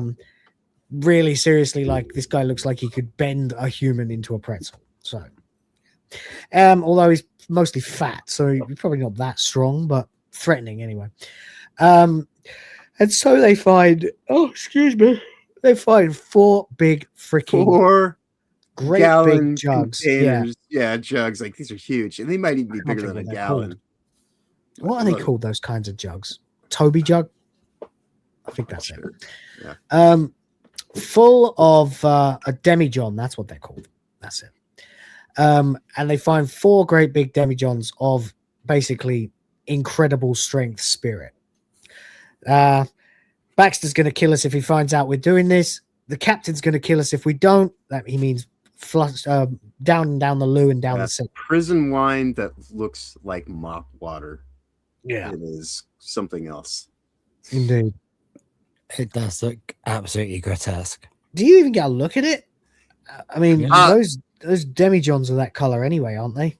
I wasn't sure. No. Like you can kind of see it splash around when they go to take drinks from it, and it looks like it's probably just water in there. I think that is just an outside container, but it's still the visual of it though is just kind of something else. Fair enough. Anyway, so Lister and Rimmer realize that the tank is now full. They cannot flush the entire stash down the sink and the toilet. So Rimmer says, what are we going to do? He flushed like half of his stash. Yeah, they flushed half of it, but there's still 2 left. Lister says, we're going to have to drink it. Drink it? This is Baxter's hooch. It's about 300% proof, which is, by the way, not how you describe that. 300 proof is 150% alcohol by volume. Right. Proof is the old way that they used to prove that something had alcohol in it in the days of piracy by pouring it on something and lighting it on fire. And the higher the flames would go, the stronger the proof. Allegedly. I don't know if that's an urban legend or not. But anyway, proof is double the percentage, basically. Lister says, it will put hairs on your chest. And Rimmer says, it will put hairs on your lips. It will put hairs on your hairs. It's lethal. Goes, look, do you want to get caught in possession of illegal hooch? Get drinking. He goes, have we got any mixers? Sorry, you don't have dry white wine and Perrier, please. I know how to speak cowboy. Have you got any ginger ale mixers? This is Rimmer. Have we got any mixers? What? Would you like some Pepsi? Maybe some ginger ale? What the fuck's wrong with you? You're in prison. Got prison bed sheets and pillows. Yeah. What do you prefer? Yeah. You know? I mean, I genuinely don't know what else they could have done with it. You know what I did notice is that they are standing on top of a grate. Oh, yeah. Yeah. The floor is grated, yes. They literally, I mean, the table is too to stop them from being able to do things with it. But it seems like you could have poured it down there.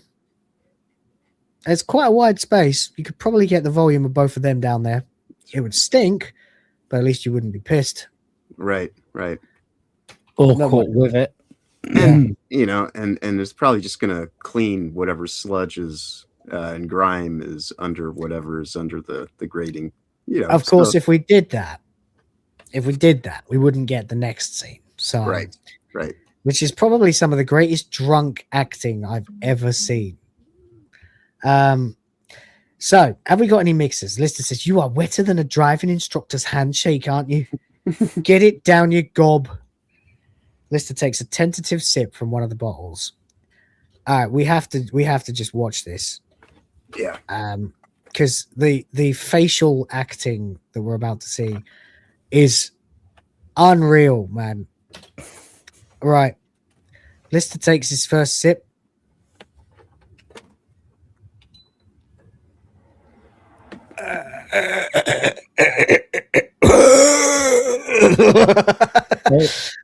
He earned his entire salary from the entire series in that shot. Yeah, that was astonishing. That's so good. He takes a weary he goes, what's it like? He goes, it's okay. It's okay. Rimmer takes a weary sip himself. After a moment, his mouth begins to tremble. followed by the rest of his head. By the time he joins Lister at the table, most of his body is convulsing gently. Lister then topples off the side of his chair and sits down heavily on the floor. 5 minutes my God. later. Lister is so much like me in that scene. Yeah. Yeah. Me too, actually. So there you go.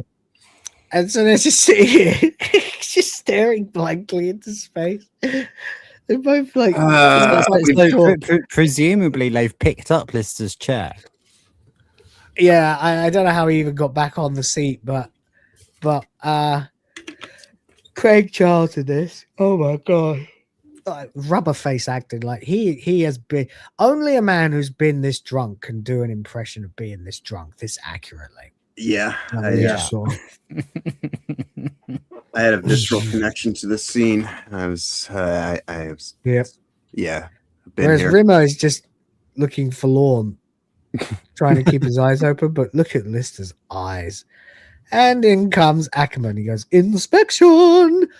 I don't know why Ackerman is now so foppish. Like, I mean, he always was a little bit, but he went from welcome to the tank to like inspection, you know, right? Or whatever. Anyway, he goes, on your feet. And Rimmer and Lister do as they are ordered. Well, presumably Ackerman is looking forward to this because he would have been informed about what's going on, and he will be expecting to find the hooch and absolutely ravage Rimmer and Lister for it. See, I don't know about that, but I mean that's one interpretation, certainly. I mean, at this point, he knows that something's up because he obviously can see the two jugs in front of him. Right. But, and the alcohol. And you imagine the alcohol that strong would reek for miles. Yeah.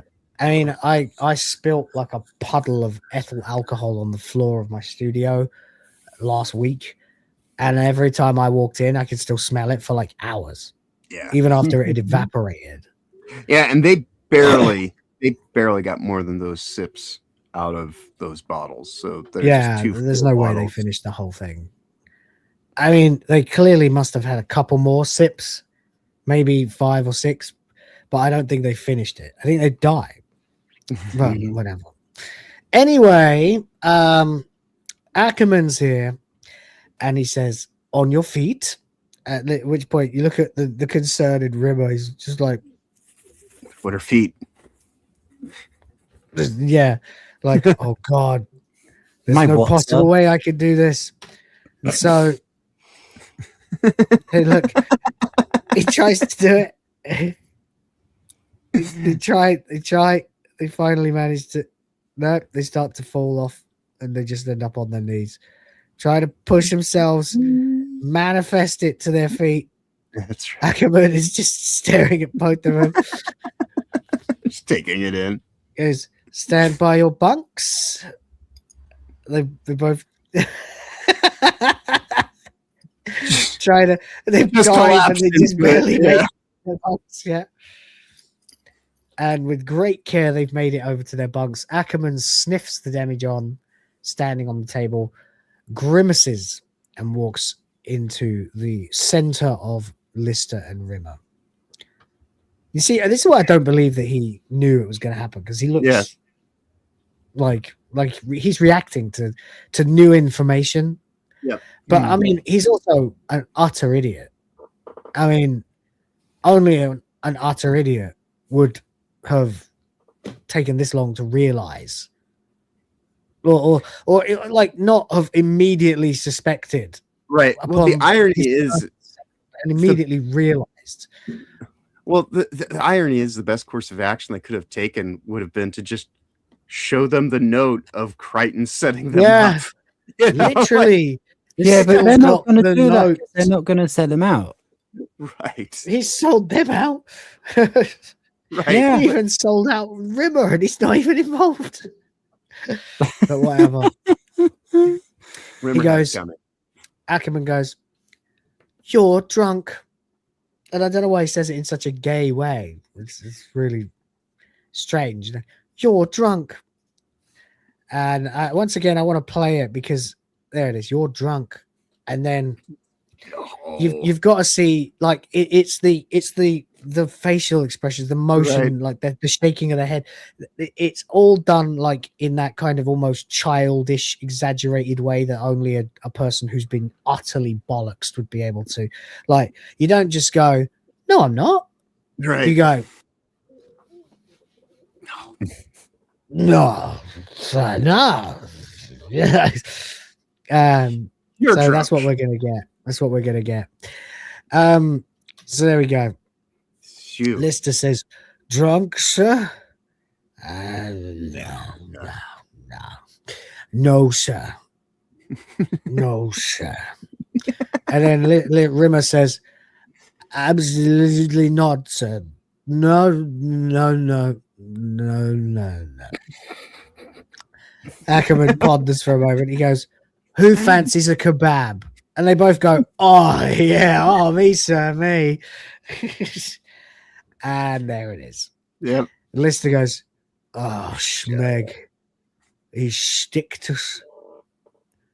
Rimmer realizes the folly and, of course, just immediately collapses to the floor. Well, not immediately, very gradually collapses to the Until floor. he timbers over, yes. As, he does yeah. that almost. He does that almost as well as David Jason. I think he does it just as well, honestly. But yeah. Lister says, "Must have been the jelly trifle for lunch, sir. Told him not to go back for seconds, sir." And he starts laughing. Ha ha ha ha ha ha ha. He laughs just for a second, chuckling to himself, and then resting his head on Ackerman and Goes just back to sleep.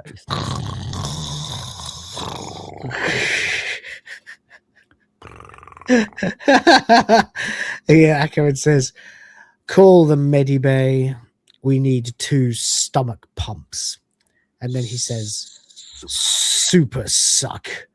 And then he gives this disgusting, ominous glance, like off into the distance, into the mid-distance of like contemplating the evils that are about to be done to them and reveling in it. But not smiling, just super suck. You know, Cold just resignation. contemplating. It is what it is. If he dies, Yeah. he dies. There you go. So there we are. Yeah. Meanwhile, Baxter and his cronies have discovered that Kachansky and Crichton stole his hooch. He walks up to them and goes, "Your 2 mates stole my hooch. When they get out of hospital and there's no guards about, this is what's going to happen to them." And he picks up 2 rolls and like literally crushes them to like crumbs in his hands, which, I'm sorry, I could do. Couldn't you come up with something better for your TV show? Like it's not hard to squeeze a roll. True enough, but it does make for the line that happens. But it is very funny, yeah. Because he goes, "This is what's going to happen to him." And the cat watches him squeeze these rolls to paste and crumbs and drop them. And he turns around and he goes, "You're going to squeeze their rolls?" He goes, "That's irritating, but hey, in many ways, they'll be quite relieved." Anyway, Baxter leaves. Crichton says, "What have I done?" For some reason, this is the impetus now for them to decide it's time to try and leave again. Right. Okay. Like, you couldn't have come up with this plan episodes ago. You've had access to the main decks of the ship and been left unguarded several times. Okay. So Lister and Rimmer are in the hospital, and they are in bed, of course, having been stomach pumped. Ugh. And Kachansky rolls in with a pot on her head, and Crichton with several pieces of blue tack stuck to his head. Not sure why. I thought they were pills. They look like pills. It's sticky tack. You know, you get. Yeah, well, that's what I always thought it was, and what the script says. I could have sworn they were pills, but Kaczynski says Baxter's out to mash you, which, by the way, I hate that line. Mash? Couldn't you say like kill you? It's 9 p.m. when the show airs. You can say, you know, do you in or something. You know, he's gonna. I mean, Rid said he wants to go. He's coming out. He's going to twat you. Yeah, Baxter's going to kill you. You've got to escape. We all have, says Kaczynski. And then Crichton says, security's lax here. If we can make it to the landing bay and steal a ship, well, Bob's your scudder. Which is a reference to before when he had Bob the Scudder. Bob the Scudder. Rimmer says, where's the cat? Crichton says, he should be getting himself hospitalized any second. Cut to this scene. Yeah. This scene's fucking brilliant. This is a great scene. So the cat steps over the bench and sits in between these two big guys. The big meat is the guy in the middle. And as they all look at him like, what the hell are you doing? He forces his way aggressively in between them, forces Big Meat to move over, sits him down and sits down. And then, you know, there they are. And he goes, pass the salt, would you? And Big Meat is just like, he's like, this has never happened to him before. He's never been like treated like this because he's so intimidating himself. So everyone's scared of him. So he's just like, you fucking, all right, fine, here, have fucking salt then, all right, you know. So as he goes, pass the salt, would you? He's like absolutely staggered by the fact that he's even being asked this question by this toothpick next to him. But because it's never happened, he doesn't know how to deal with it, so he complies and gets the salt, right? And as it's happening, Cat just starts going in on his fries. Yeah, that's right. Yeah. So as he reaches for the salt, the cat grabs some of his fries and eats them. And then he looks at his plate and some of his fries are gone. Cat goes, that guy there took some of your fries. Despite the ludicrous suggestion, he looks over to the other guy who stares back impassively. He just goes right back at it again. Yeah, he's like, whoa, what do you want? And then Cat, meanwhile, stuffs his face into a load more of his food. So this is the cat's great plan to get himself hospitalized. I don't know why he didn't just put a pot on his head, you know, but hey, whatever. He needs to get the shit kicked out of him by the toughest guys in the jail, apart from maybe Baxter. Anyway, so there we go. As he looks at the other guy, the cat once again stuffs himself with his French fries. He goes, and Big Meat realizes, he goes, what in the hell are you doing? And yeah, that's it. And then he looks at his hair and finishes what he's saying. He goes, what the hell are you doing? Shirley. And Cat looks him dead in the eyes and up and down and goes, I'm stealing your fries, fat boy. Right. Big Meat, once again, is just stunned by this. And then, so the cat is just still like literally just like, yeah, all right, it's not enough. All right, fuck you then. Here we go. So then the cat grabs more of his fries, eats them right in front of him as the guy just stares on in like baffled, bewildered rage, you know? Mm-hmm. To be fair, an actual cat would do that. Well, yeah. Picks up his drink. It drinks a load of his fucking drink. And then he grabs the sausage off his plate, eats a shitload of that too. Finally picks up the fork, takes the spoon out of his hand, and starts eating his dessert. Eating his sherry trifle, yeah. So there we go. There we are. Cat goes, this is good. Tasty. Big Meat stares at the cat and speaks slowly and menacingly. He goes, there ain't no one more badass evil in the whole of hell. What makes you think you can diss me and live? And the cat says, hang on. He goes, because things is changing around here. From now on, marshmallow ass, "You're my bitch." And then he suddenly clenches his jaw and like, prepares to be punched in the face. "You're my bitch." And then he instantly like this, like you know, right, he's gonna whip me now. He's gonna whip me now. Brace for impact, brace for impact. But literally nothing happens. And he goes, "Yo, what?" And he goes, "You still don't get it, all right?" He's like, "B-I-H, bitch. That's what you look like. That's what you are. Understand?" Then he grimaces again, and Big Meat says, he goes, "Okay."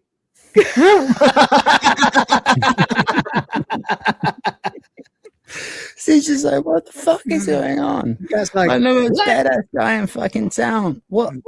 Yeah, you're gonna get in my face. So, shit, she must be pretty fucking scary. Right, exactly. It's the psychological game has worked. It's worked too well. The cat wanted to get his ass kicked, but instead he's now become the alpha male of the prison. Right.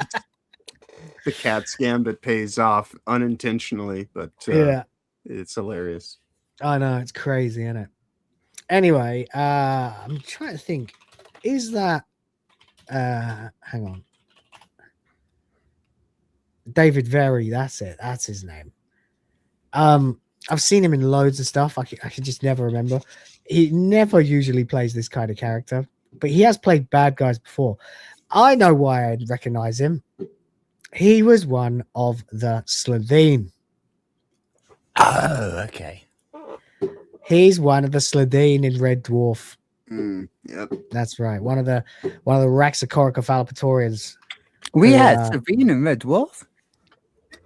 Oh, sorry, Slitheen in Doctor Who. I shouldn't have. Anyone else seen Amelia? Yeah, we saw her earlier on when we received 5 subs. If you want to see her again, them's the rules. Anyway, so the cat is now, literally, he goes, "Anyone who tough talks me gotta be a no-loading pug," whatever that means. "You want me to be your bitch? That's fine by me, sir." The cat says, "You sure you don't want to just hit me a couple of times, test me out, you know?" He goes, "No, sir, I'm your bitch. From now on, I'm your jiggly wiggly, roll over, sweet patootie, honey bun missy. I just want to make you happy." So he goes, "So I lost then audio. Hit me." Oh, it's back. Everything's back. Hi. What? I lost audio for a couple of seconds, but I'm back. Okay. Sorry, right. So he says, "Then hit me." And he goes, "And hurt my baby's kisser? Nothing doing." And he just stares It's at a him whole with new this- complication. Yeah. Then you see this like look, this look of absolute glee on his face as well. And the cat goes, "Damn." And now he's got himself a bitch. The biggest bitch in the prison. Yep. Geek Lectica, I've subbed. That's right. No, sorry, subs is memberships, I mean. It's quicker than saying memberships every time. Yeah. Anyway. Such.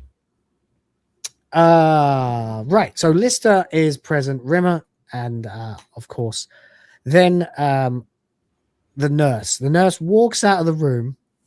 Oh, that's nasty. Rhoda has gifted 5 for the Grift Force, 5 for the princesses. We appreciate you, buddy. 5 for the glory of the United Kingdom. Help me create the future of the white race.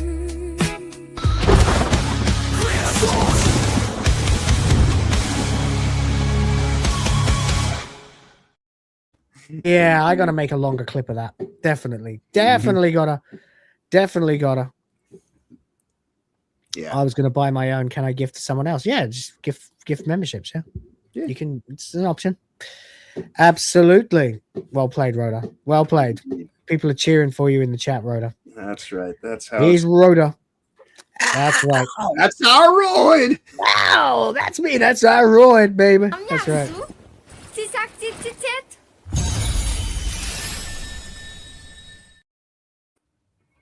Yes, we do. Anyway, the cat walks in dressed as a nurse, and I'm getting serious Joker Dark Knight vibes. Right. He walks about as competently in high heels as Heath Ledger as well, by the way, which is really funny when the way he sort of saunters over to him. Come on, play, you bitch. There we go. It's very much like, has he got a remote that he's about to press and detonate the whole ship, you know? After several tries. Or has he got a remote he's going to do something else with? There you go. Indeed. There we go. So Kat says he wakes up Lister, and then you get this lovely shot where Lister wakes up, sees the nurses holding his hand and gives us a smile, and then looks up and sees the cat and oh no. Still drunk. Yeah, that's right. So the cat presses himself up against the corner, just ending around. He goes over to the bed and then grabs Lister's hand. Lister looks at him with love and then suddenly realizes it's the cat and is disgusted. The cat says, "We can't hang around. We got to be out of here by 5 o'clock. And Lister says, "What's so special about 5 o'clock?" He says, 5 o'clock's bed bath time, and apparently I'm doing them. That's right. It's good joke. There we go. Yeah. Indeed. Anyway, yes, just Stephen Bromby's back says, "I just got back to the stream and now Cat's in a nurse's outfit. I think I might need to bleach my eyes, to be honest." Well, that's right.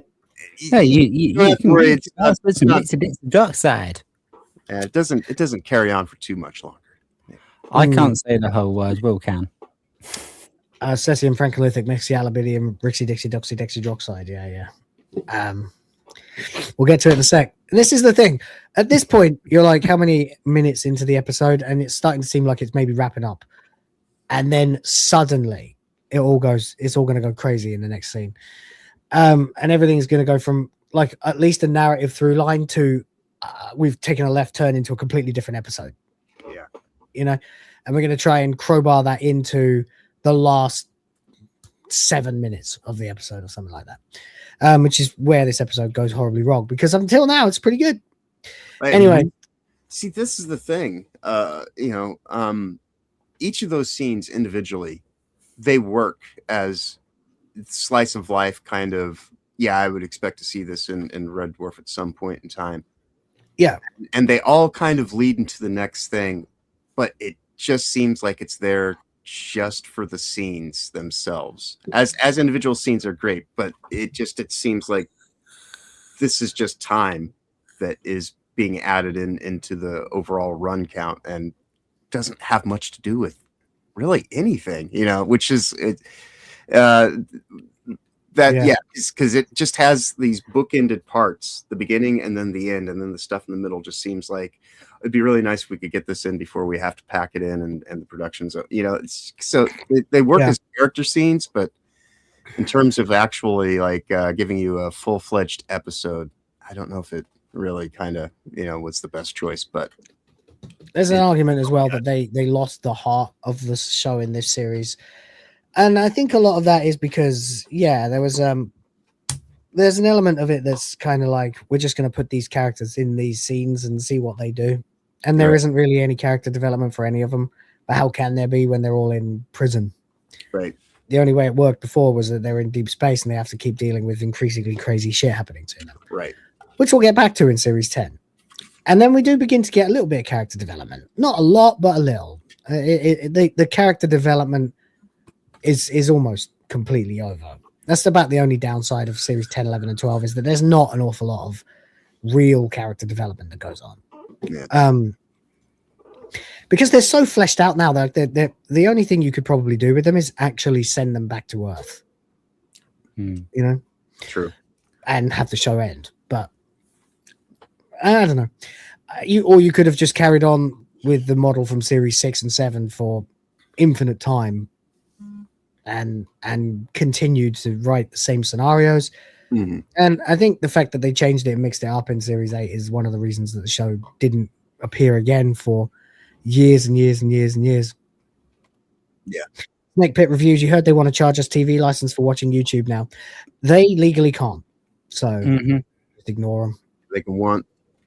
They can knock you on the door. They can post things through your letterbox. They can't force you to pay them. Can I give a shout out to a dude about that? Sure. Black Belt Barrister. Watch him. They can't do it. They can't make you pay. They can't make you comply. They can fuck off. Yep. To be honest, it's time for people to start doing those rallies like Robinson did in London. You know, like we're doing another one in May. Good. It's time for one of them a month. I know that's almost impossible to organize, but if we could more actually get Amelias. that, if it could happen once a month, and if you could organize it to be like a flash mob thing, like we just occupy a city that would be awesome. once a month, any random city in the UK just gets organized and occupied by 1 million people telling the government to fuck off. Give us an election, you bastards. Did you say Amelia? A million people or Amelia's people? A million people. Anyway, so this is the absolute cutoff point where the episode would have made sense if they had just made it to Starbug, got in the ship, and blasted off into space. Yep. However, that is not what happens. Instead, we suddenly do an incredible left turn, and this plot goes in a completely different direction. Right. Where it seems to me like one of two things happened. Either the episode was mostly cobbled together from stuff that they'd written, but they couldn't fit into other episodes until this point when they decided to have a plot at the last second. Yeah. Or alternatively, this episode was supposed to be a two-parter and they had to cram it into one. Yeah. Yeah. But they do. I have a third option. I think the episode was the episode and this was supposed to be the movie. I know you think Back in the Red was supposed to be the movie. I think this was supposed to be the movie. I don't know. I think probably both of them were supposed to be the movie, to be honest. I mean, because this gets back to the initial setup of the episode. So we finally get back to what was that container, you know, what's all this microbe stuff, because between that opening and then this scene, there's really not much that makes it even seem like that's right. It's like it's got microbe, nothing to do with anything. Scene. You know, you got funny scene about rocks, funny scene about periods, funny scene about hooch, funny scene about drunk, funny scene about getting to be the prison alpha. Then now what? Back to the microbe. Oh, we need a thing. Oh yeah, we've got a story. Which is what here, suggests to me if they were going to do a Red Dwarf movie, I think they took the last bit of it that wasn't in Back in the Red. Because let's be real here. Back in the Red fills 3 episodes because it is padded out and filled with funny scenes like Rimmer becoming the sexiest man on the ship temporarily. You could cut that out of the movie. You know, the cat dance scene would probably make it into the movie, but doing certain things twice over, probably not. The whole claymation bit cut out, you know. And if you're doing a Red Dwarf movie with the cast, with the budget, you do them getting back to Red Dwarf, then getting sentenced to be in the tank, then having to spend some time in the tank until they discover the microbe has landed and is about to destroy Red Dwarf again, and it's only them that can save it, and they have to go into the right. Yeah. That would be a coherent movie story. Yeah, by the end of it, everyone is gone or dead, and it's just them left on Red Dwarf alive with the microbe. Because those slice of life scenes, they work well for you know, just character pieces and whatnot, but in terms of actually moving things forward, like they're good scenes for, well, we got 2 minutes of time here, we can do a thing that just kind of, you know, whatever, and they literally could have been in any episode, anywhere along, and it would have seemed perfectly fine, because it seems like they you know, like I said, they're skits, and there's a punchline to each skit, but the punchline kind of sets up and transitions into the next skit, and that's really the only connective tissue that are there. But I mean, they're still funny. They're still great scenes. But in terms of what this just means for an actual legitimate episode, it seems like they're just kind of, I don't know, disconnected. It's a little bit jarring, because it just seems like you got one thing happening right at the beginning, and then like all this stuff that's good, but it's just kind of like, what's this about? Because I'm watching as this the final episode of the season. I'm expecting it to have a little bit more through line continuity, and that's just kind of one of those things where it's like, that seems like it's a little bit of miss here, unfortunately. Yeah, I gotcha. Cool. Right. It does fuck up big time, because you've got the whole I think if you did, we're back in Red Dwarf, now we're in trouble. Midsection is the tank, third act. Right. And you could have those kinds of scenes in there for that. Yeah. And if you did a 2-hour movie with a little bit of trimming of Back in the Red, a little bit of the tank, a little bit of the crazy characters from the tank, then move into a third act where they've all basically got to evacuate or die as the ship is being eaten by the dangerous microbe, and the ship can stop it. But the only way to stop it is to do some crazy timey-wimey, spacey, wacy crap. And cesium, francolithic, mixy, aluminium, mixy, dixie, doxy, dixie, droxide. You've got a movie at the end. Yeah, because I think, because that's the thing too, is to me, In the Red is definitely more of where the movie would have just been going chronologically, and where the story fits and everything. And so there's a part of me kind of thinks that maybe they did this production of season 8 knowing full well that they had a really good idea for In the Red, and then for Pete, that's just them kind of, they're in their stride, they know what they're doing. You could have Pete be the middle. You could have Pete be the second act. Right. And you way too long and pad it out. You just need to do the actual stuff that happens with Pete. Have him have a giant dinosaur in the middle.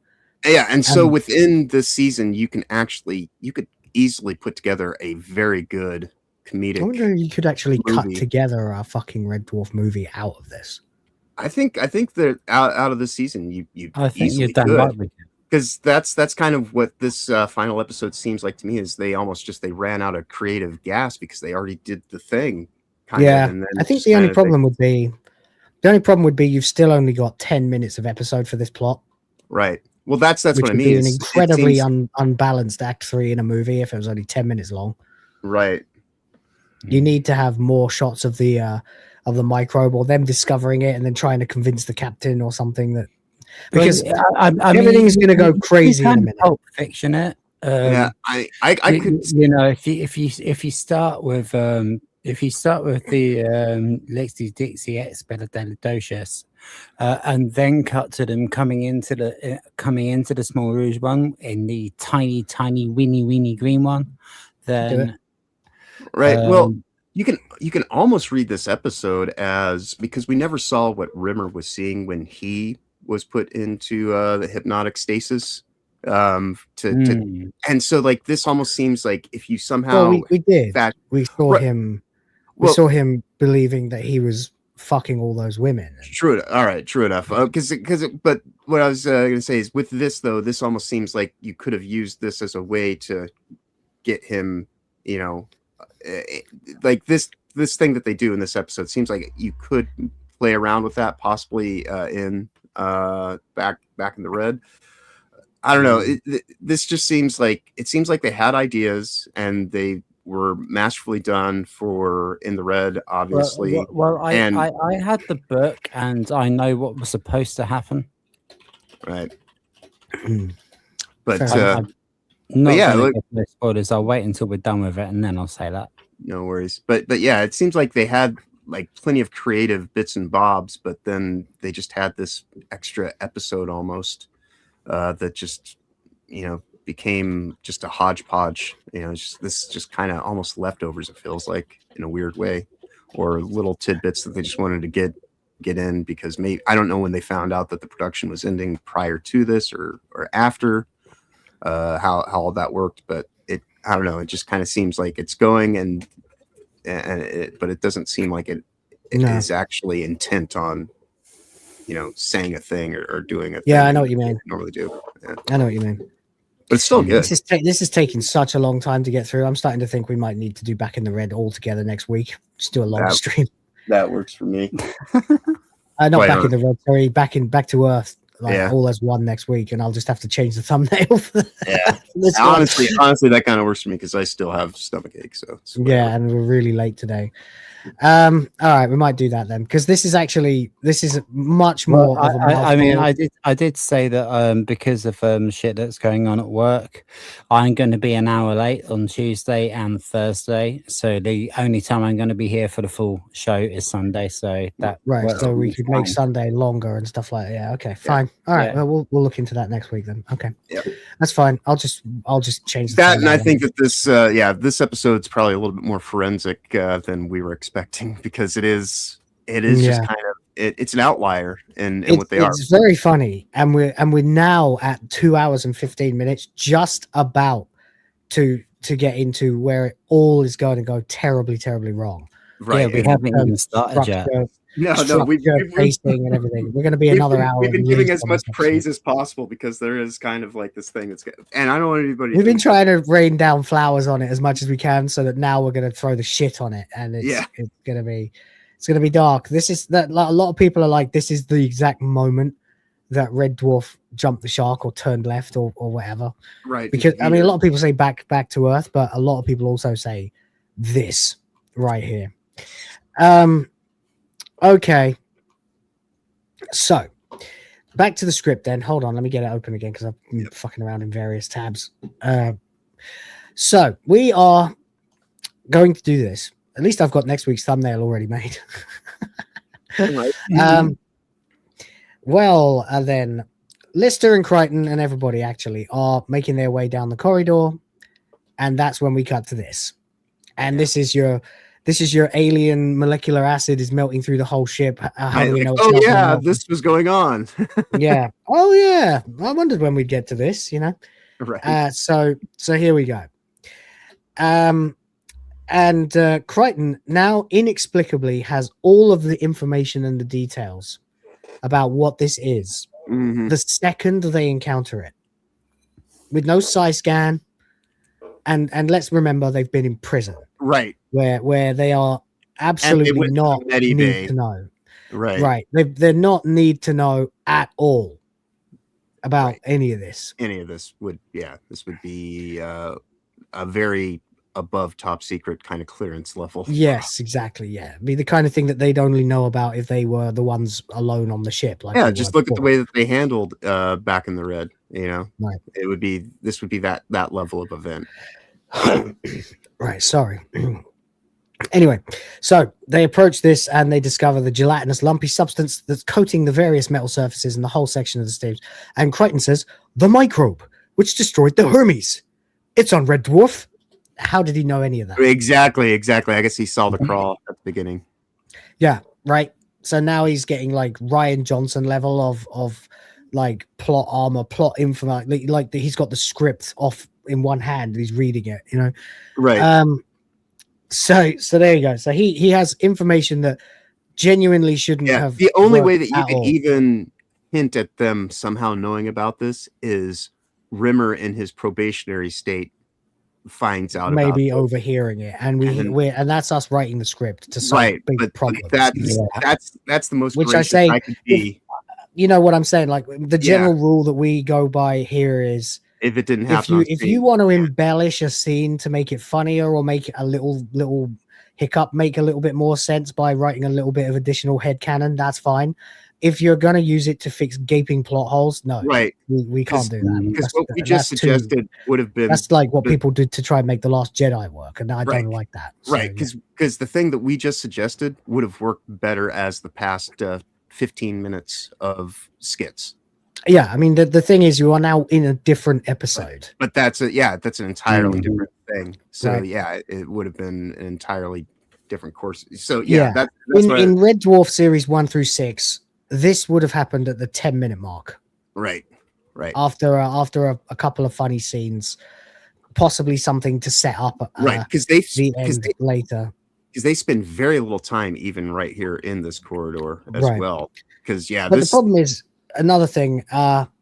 Sorry, go ahead. You finish your point. Well, it's just the point I'm getting at is, with the way that they're doing this, that's why I'm saying the most gracious thing I could say is, but even in Rimmer being there talking to the captain, there's not any talk about any kind of emergency or any kind of goings on. It's quite literally him going in, taking in just a drink for his raspy throat and trying to get these documents signed. That, like, you could have used that time to incorporate into this story thread and all that other stuff. That's what I mean by they're great scenes, but I just don't know what they do to support this, since it was such a hard start to the thing too, where you see Rimmer back in his gear and it's like, what? Because the whole probation thing is brought in as a element, it's just a different episode. They've wandered out of the episode they were into and into a completely different episode in that corridor. Yeah, like that's the problem. And this is the thing. We've made an awful lot of excuses and forgiveness for Red Dwarf because 90% of the time, or maybe more like 80% of the time, the incidental episode to episode narrative consistency and continuity is solid, with occasional giant leaps into weird, wacky parallel worlds or whatever headcanon you want, just to kind of tie things together in a way that kind of makes sense but kind of doesn't. But ultimately, at the end of the day, it's still a net positive. Together. Yeah, it's kind of like is completely different. We are going to leap through what should be an entire 30-minute episode in 10 minutes so that we can get the characters to where they want them to be able to end the series. And I know that they would never have chosen to do it this way. Yeah. Unless there were serious constraints on budget and time, which I blame squarely on the BBC. It's as if it's like listening to a band. Each album might sound a little bit different, but generally song to song, they're songs comprise an album. I know what you mean. But this is just like right in the middle of the song, it just completely shifts into a completely different song. I know, yeah. It's like if you were started off with the first 6 tracks of Kill 'Em All, right, and then the last 4 tracks of fucking Saint Anger. Yeah. It's that big of just kind of like, whoa, hold on. Like, I know, like this seems familiar, but yet at the same time, this is not. And by the way, the tracks on Saint Anger are cut in half and pasted, like, so it's like half a track 1, half a track 3, next track, half a track 2, half a track 5. And that's the last 4 tracks of the album. Because not only is this just a hard left turn into a completely different episode, there's not going to be any establishment of anything. Right. They're just going to wander into scenes where everything is already done for them to get straight to the action and cut to the next scene, so that we can crowbar this all into 10 minutes, and it's fucked. It's really like the worst bit of Red Dwarf ever, really. Yeah, unfortunately. and they use the vending machine as the adhesive to kind of hold these two things together, because otherwise everything that happens between Rimmer talking to the captain and what's going on right now, that was like completely different. This is just life in Red Dwarf. This is who these people are as they walk through the hallways, but then there's this, and this is like, all right, this is the first time they haven't successfully kind of managed to marry that. It kind of feels like if you were going to do the movie, and you were going to do a movie where you Saint Anger was the album where Lars's drums were replaced by custard tins. Yeah, that's right. Yeah. Yep. That's really good, actually. That explains an awful lot of how I feel about it that I've never been able to articulate. So well said. So what I mean is, if you were going to do the movie back in the red into, say, Pete into this, right? And have it all. You could have the foreshadowing at any time. You could cut that scene of the microbe escaping into any moment of the fucking show. Once the cast are all back and everyone's on Red Dwarf. Meanwhile, before you could have the main characters getting carted off from the landing bay after Starbug explodes, then cut to a daily life of Rimmer serving the captain, trying to suck up to him while he's sick in bed. That then informs the scene that we will get. That's a callback to that later in this episode. So you could actually even do that. Yeah, there's a million ways you could probably cut a movie and which would out of the series, which would work.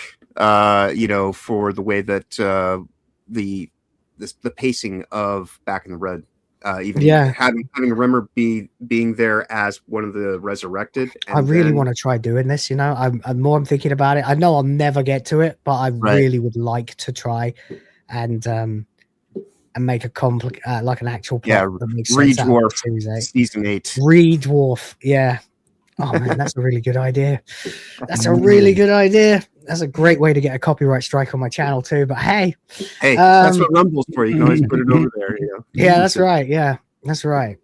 I should also upload my re-edits of Dragon Ball up there too. That take the pacing and turn it into the pacing of the manga. I would have to find. I've got like a proper like massive hardback book about Series 8. Oh, that's cool. So if you want to do that, then I'll reread it and I'll give you the cliff notes. Some ideas. That'd be great.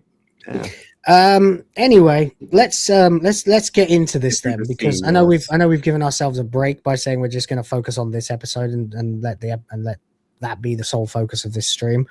But still, there is still tons, because now we need to keep a track of things that don't make sense. So far we've only got the tank plot and the revived crew plot that are going to be unresolved. So the fact that they're just easily able to escape and be here wandering freely around the ship, already kind of threw the tank plot under the bus. They've just escaped from prison.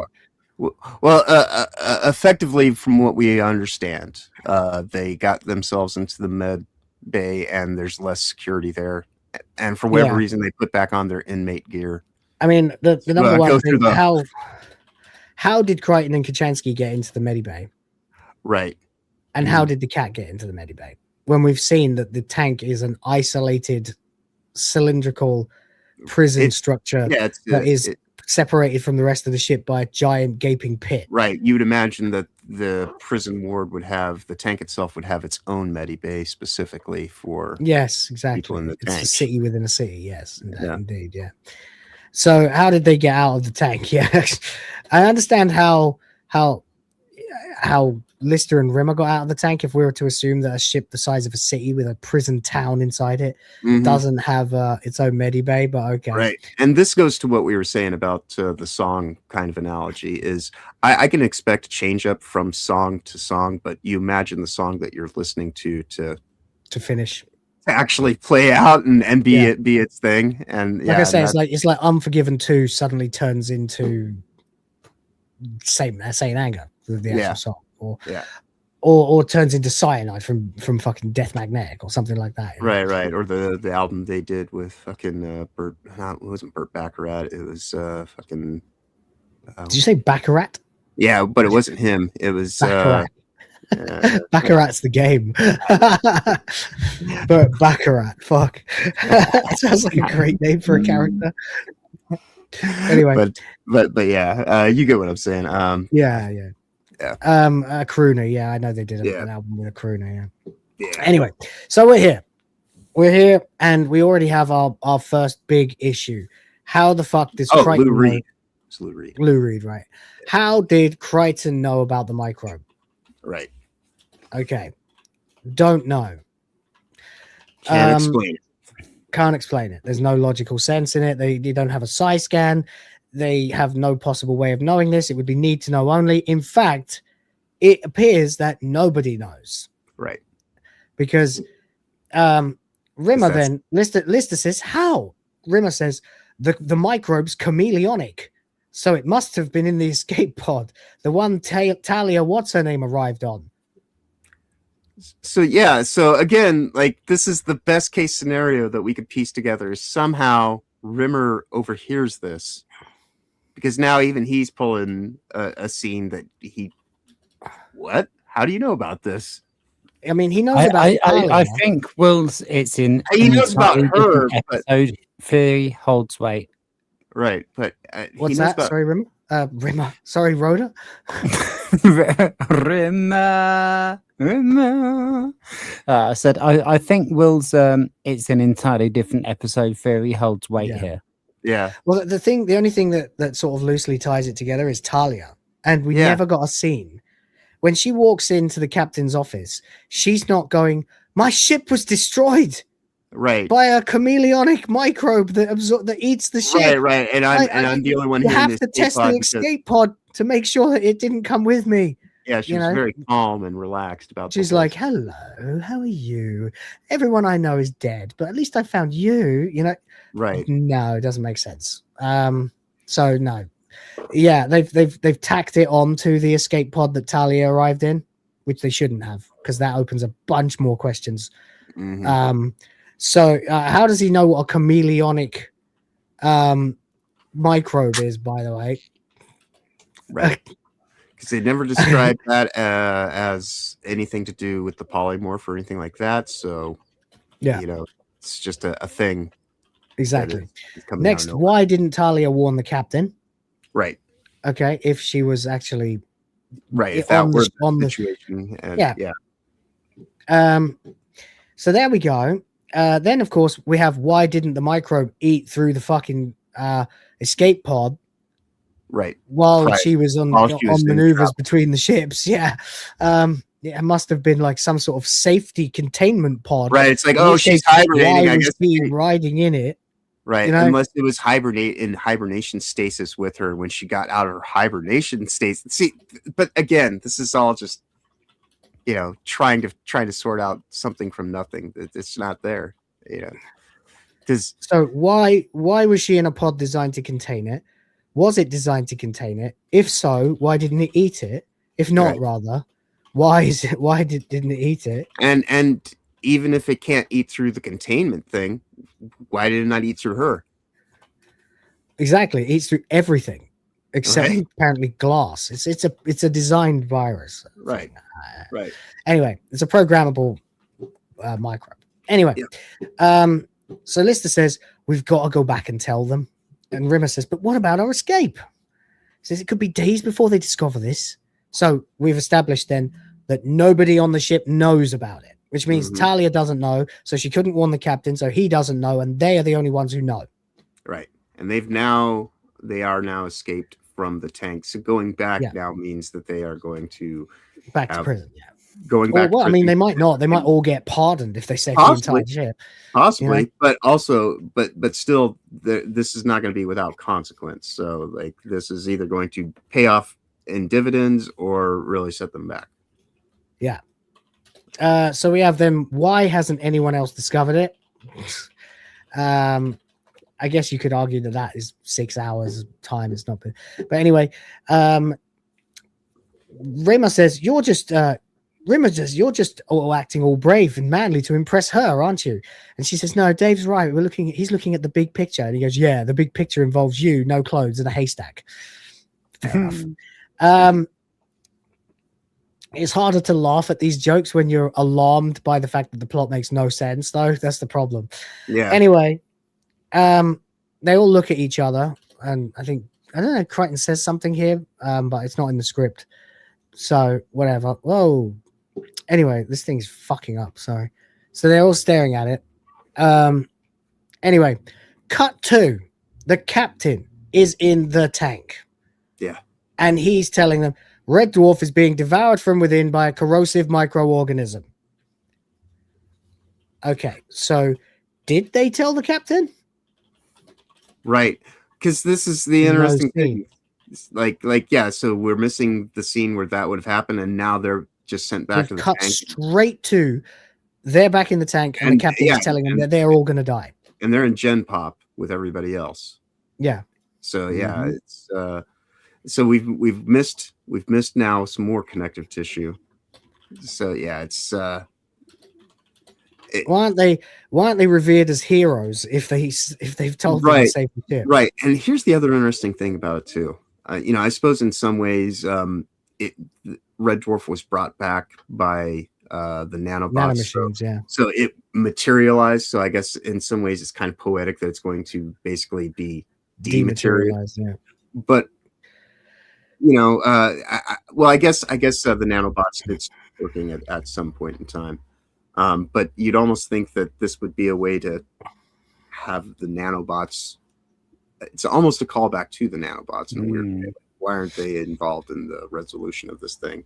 But indeed. R2Lee2 has gifted 1 for the princesses, 1 for the Griff Force. Thank you very much. Appreciate you. Let's go, Griff Force! Doing it for the princesses!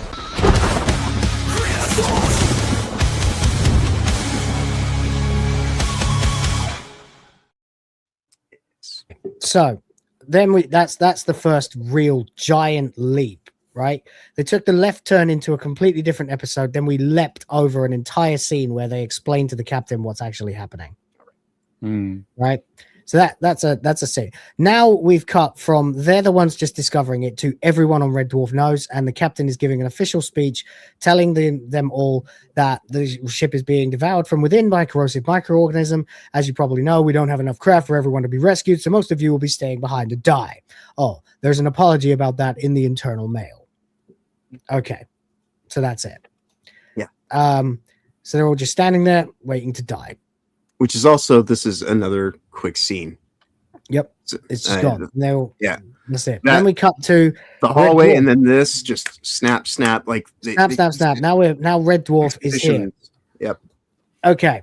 Several squadrons of blue midgets and starbugs evacuate Red Dwarf and fly off in multiple directions. In which case, then what happened to all those people? Right. Did they die? Did they get unmade? What happened? Like, where are they? Right. Are they? I forgot about that, and my headcanon has always been that they all perished. Well, I mean, best case scenario, they're now just adrift in space. Better find a place to, try to make a civilization happen, I guess. Yep. But, so yeah, we just see the scene of just the outside shot, exterior of everybody just leaving, and it is like everybody too, because we need it to be everybody, except for Rimmer, and by the end. So there we go. Okay, so they've all been left. Now, for whatever reason, the inmates have escaped the tank again. And they're back in the landing bay corroding corridor. Crichton holds a test tube that he got and gingerly collects a quantity of the dark brown jelly-like microbe. Says, just as I thought, created in a lab and programmed not to destroy glass. Okay, that was a hell of a hunch, Crichton, especially since you are made of the same things that the ship is made of. Right. But okay. Massive. Chat. I mean, okay, you know what? I'll let that go because that's the sort of thing that Crichton would do in a normal episode anyway. Just have a hunch and get it right. That's nothing out of the ordinary. Yeah. Kat says, so all we need is a plutonium-powered greenhouse and we're home free. That's pretty good. It says we need an antidote, something that can neutralize the corrosive negativity of the microbe. Lister says something with corrosive positivity, which I guess would have been, Rimmer, maybe. Except he, whatever. But Kat says, so where do we get that? Holly says, there's nothing in the yellow pages. Kachansky then says, a mirror universe. Right, which is just... Whoa! Slow down, Kachansky. What? Right, I understand that you are from a parallel dimension, but come on now. How hard was it to get that thing to link up twice?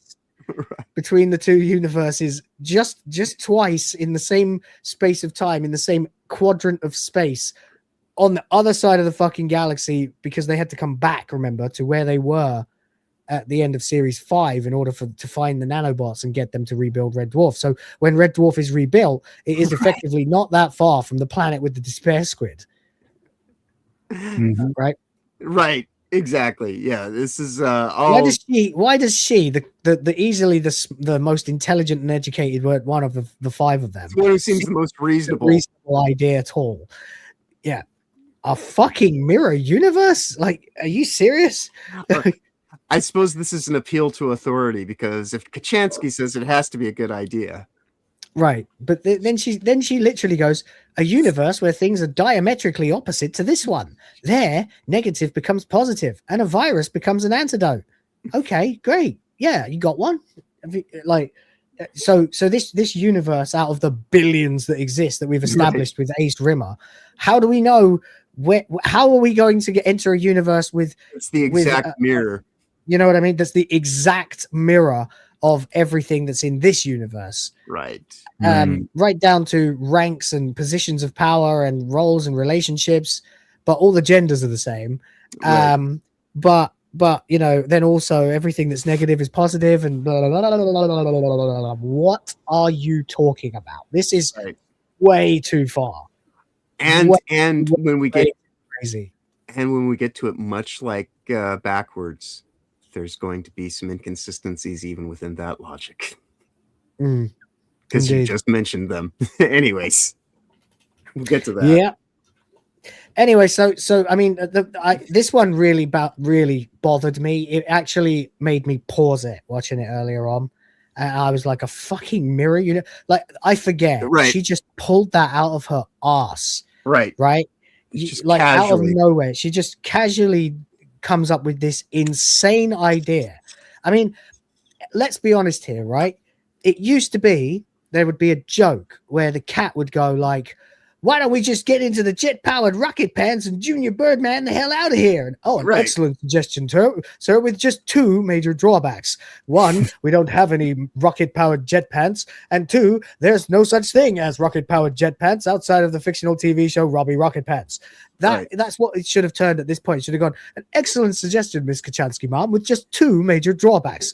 One, where are we going to get a fucking mirror universe? And two, how do we even know it exists? You know, like Yeah, I can't disagree. I really can't. There's Red Dwarf crazy leaps, and then there's just insane leaps that are impossible. That she had no indication that this kind of technology exists. She, above all other people, stranded here in this hellish universe where she's now in prison with no way back.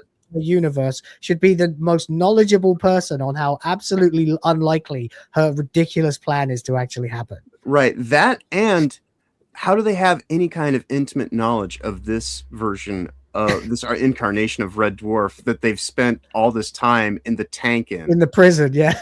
You know, so I mean, do they even have technology like that? Let's not leap ahead, because the plot's going to do it for us in a second. Right. Because that's now two huge leaps, right? We've got well, three technically. We've gone from discovering the virus, the microbe, to the captain telling everybody, to everyone evacuating, to them escaping the tank, to we can fix this with a mirror universe. In what is basically, let's have a look. Well, it's basically a scene for every line of exposition you just said. Yeah. 1.5 minutes ago. This is like they were in the fucking hospital. Yeah, this is Vince Russo levels of Crash right. TV. Fucking this is WCW booking. This is right. So unfortunately, this is now now that I'm thinking about it, and I was afraid this would happen, way worse than I think, and absolutely a justification to revive the fun but flawed category tier. Right. I think if I'm being fair, we kind of have to, because this is dumber than the cats. The cats being like the religion and cloister and all that. This is even dumber than that, you know. This is a reach. This is a reach. If the rest of the episode's so good, but the flaws are so gaping, right? You know, and that's why I say that's why I made points to highlight every single one of those vignette kind of skit scenes, because they are great. Any one of them could have been cut out to further the plot. Yeah, but all of that stuff could have gone quite literally. We probably could have lost the period plot, to be honest. Yeah, it's just that you needed a way for Crichton to get revenge on Lister. Right. But Which all needs you that to just get- kind of is it. What does it even mean for this episode, though? Because it's just, I mean, they're great scenes, but and the only way where you can say, all right, it's forgivable is they only had 30 minutes of their series left. I mean, I'm not saying that they didn't give a fuck and they. Oh didn't no, think- no, and I'm no, not no, saying no. they Ryan Johnson this episode. I'm saying that they were fucking screwed. Right. Yeah, and that's what I'm saying as well, is that I think that they wanted to include so much that they knew that they couldn't get in, that they just kind of did a compromised effort of both. Yes, exactly. The fact that there are buckets of deleted scenes from this episode. There's scenes where all the characters are literally just saying cesium, frankolithic, mixyalbidium, brixy, dixie, doxy, dexy, droxide because they wanted to punish the cast by making them all have to say it. But then that all got cut out. I almost think. Yeah, I know we don't have time for it today, but I almost think that if we could somehow do a thing on that, like the unaired whatever.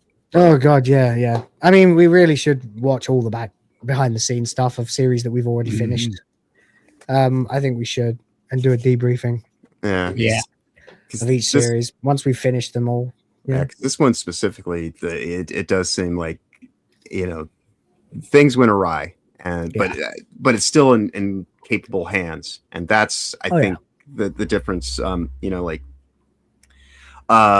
This is just kind of a weird kind of ending, but the whole season itself was great.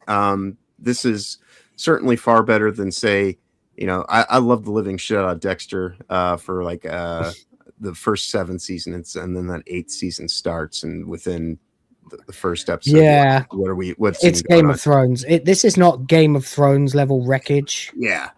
This is just an unfortunate set of constraints that fucked them on the last episode. They didn't have the ability to do what they needed to do, and they did their best, and it is not working very well, but it is still funny all the way through. But since we are here to forensically pull apart and pick out every single fucking detail and EFAP the shit out of every episode of Red Dwarf, we have to acknowledge that there's a lot wrong with this. Whoever's fault it is, be damned, there is still a lot wrong with this. It's the only way to be fair. But yeah, that one is just fuck my life. A fucking mirror universe, Kachansky. Okay. Okay. And so there, positive becomes negative, and a virus becomes an antidote. Okay, great. 1.5 minutes into this plot, and we've already got to that. So what's next? Cut 2. They are now in. For fuck's sake! Right, are we? Where are we? Yeah, no, right. Wait, so they're there. So they're dissolve. the scene. Yeah. Dissolve to this now. Right now they're in their regular clothes. Yeah. So how much time has passed? When did they get changed? Right. You'd think that a corrosive microbe that's destroying the ship would be a little bit more pressing. But... Yeah. When did they decide to get changed? Okay. Especially the cat, Right. Okay, that's just part 1 of the problems. Okay, so it is nice to see them looking like themselves again. Right. For the most part, except that Kachansky's not in red and Rimmer's not in blue, but okay. Regardless, they are now in the recovery room, apparently, and Crichton has this device. He just has it. Just has it. Yeah. Just has the device. So Crichton is fussing over a small device he's placed on a platform in the center of the room. He powers up his machine, and a shimmering beam of light emerges from the unit and turns through a prism and hits a mirror, causing ripples through the mirror. We're through the look glass. Can you do this with any mirror? Right. And does it just right? So now that's a very Take your time and address it point by point, starting with what is this device? Right. What is it? And you bring up a very important question immediately of if this is a mirror universe entry device, does it work on any mirror? And does that mirror take you to the same mirror universe? Right. Does This every is a have mirror it? universe portal maker. Yeah. Why does it exist? Right. How? Why is it on a mining ship? And the most important question says, what is it? Yeah, what is it? Right. If why does it exist? Why is it on a mining ship? Sorry,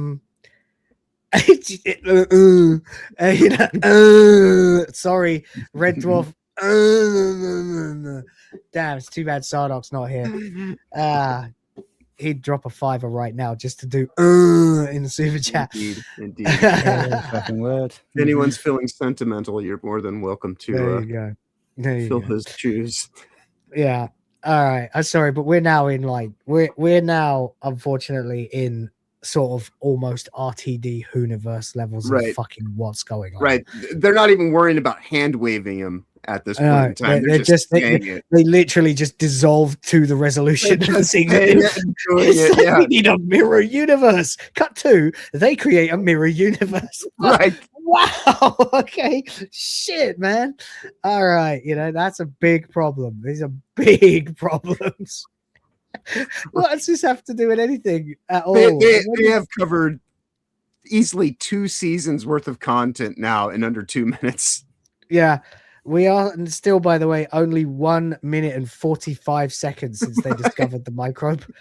It's pretty much exactly at the 20-minute mark, I think, when they discover the microbe. So we are 1 minute and 45 seconds later, and they are entering a mirror universe to find the antidote.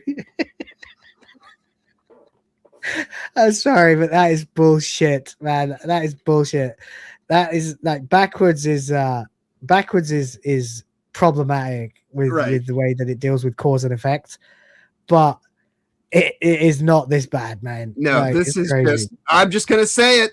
Just gonna say it now. I've said it now. Now it's lore. There it is. Yeah. Don't ask questions. Just move forward. Yeah, I hate now.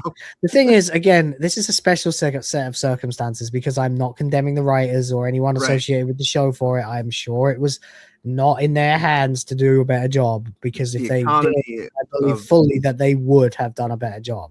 Yeah, I'm assuming the economy of their time was just completely bankrupt.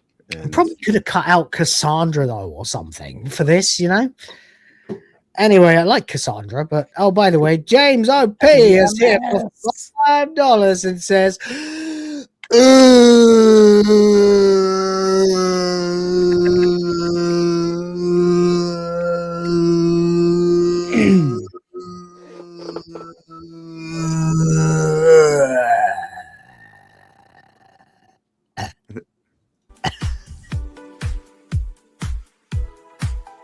Thank you for $5.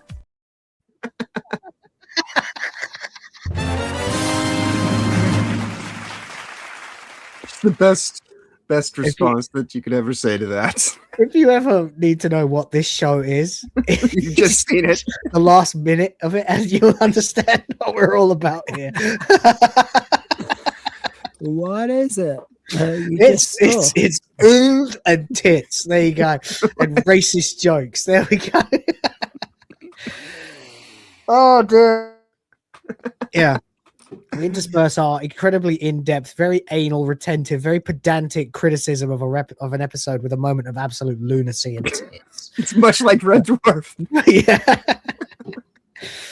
So what is this device? When did they get changed? Why does Crichton have it? How did they find it? Yeah.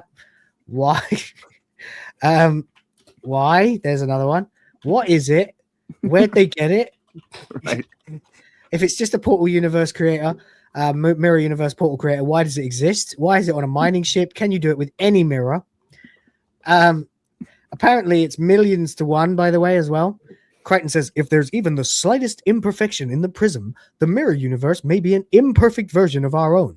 That's something we won't know until we get there. So it has to be an undistorted mirror as well. So no cracked mirrors, because then you're in a cracked mirror universe. Yeah. It seems. And They could have cut No that fun line house. out. Yeah, no fun house mirrors. Why did they have to add a line to tell us that this is like billions to 1 chance of working? Right. I think just on the premise itself that it's kind of like, I don't know if this is going to work. Yeah, it's really unlikely this is going to work. We're probably all going to die. It worked. Okay. Okay. So Lister then gestures to Rimmer to get in first. And Rimmer, without protest, immediately gets in. Rimmer of all people. Yeah, they send Rimmer as their scout party. Rimmer accepts this. Willfully, without hesitation.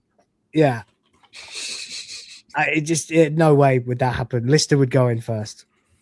Complete nonsense. Contrived as fuck. But we need to do it because we need to get to the next scene, which of course will be a callback to the first scene, or the earlier scene anyway, with the captain.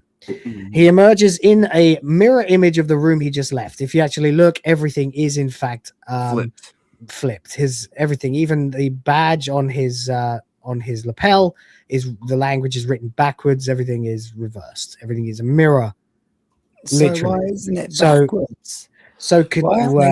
Sensational reverse covers. I know the lettering was written forwards but spelt backwards in the backwards universe. So I guess that's the differentiator. Because Nod Nol was not written with the letters facing the wrong way. Mm-hmm. Oh, I still know how far that is. Yeah, 871 Selim, yeah. We're dwarfers, man. We're the boys of the fans. James Up, you fucking legend for that $5, by the way. Okay, so let's see now. We're almost here. Geegalactic asks, do I have to go back and forget my childhood? No, not at all. It's perfectly fine for there to be an episode where this is completely stupid and bullshit and still think the show is a glorious masterpiece with a couple of flaws here and there. Yeah, and if it were to happen to any episode, it makes sense that this is the kind of episode it would happen on. Yeah, it's just a bit bad that there was an 11-year break after this episode. You know, it's not like we're saying goodbye to it. It gets better again after this. Oh yeah, I mean, Back to Earth compared to this 1.5 minutes that we've just lived through, it's absolutely 1,000,000% better. And even that's a bit wacky with the plot. Plenty wacky, actually. But then we'll get back to series 10, 11, and 12, and 13. Get completely wiped the floor with series 11, which is proper fucking classic dwarf.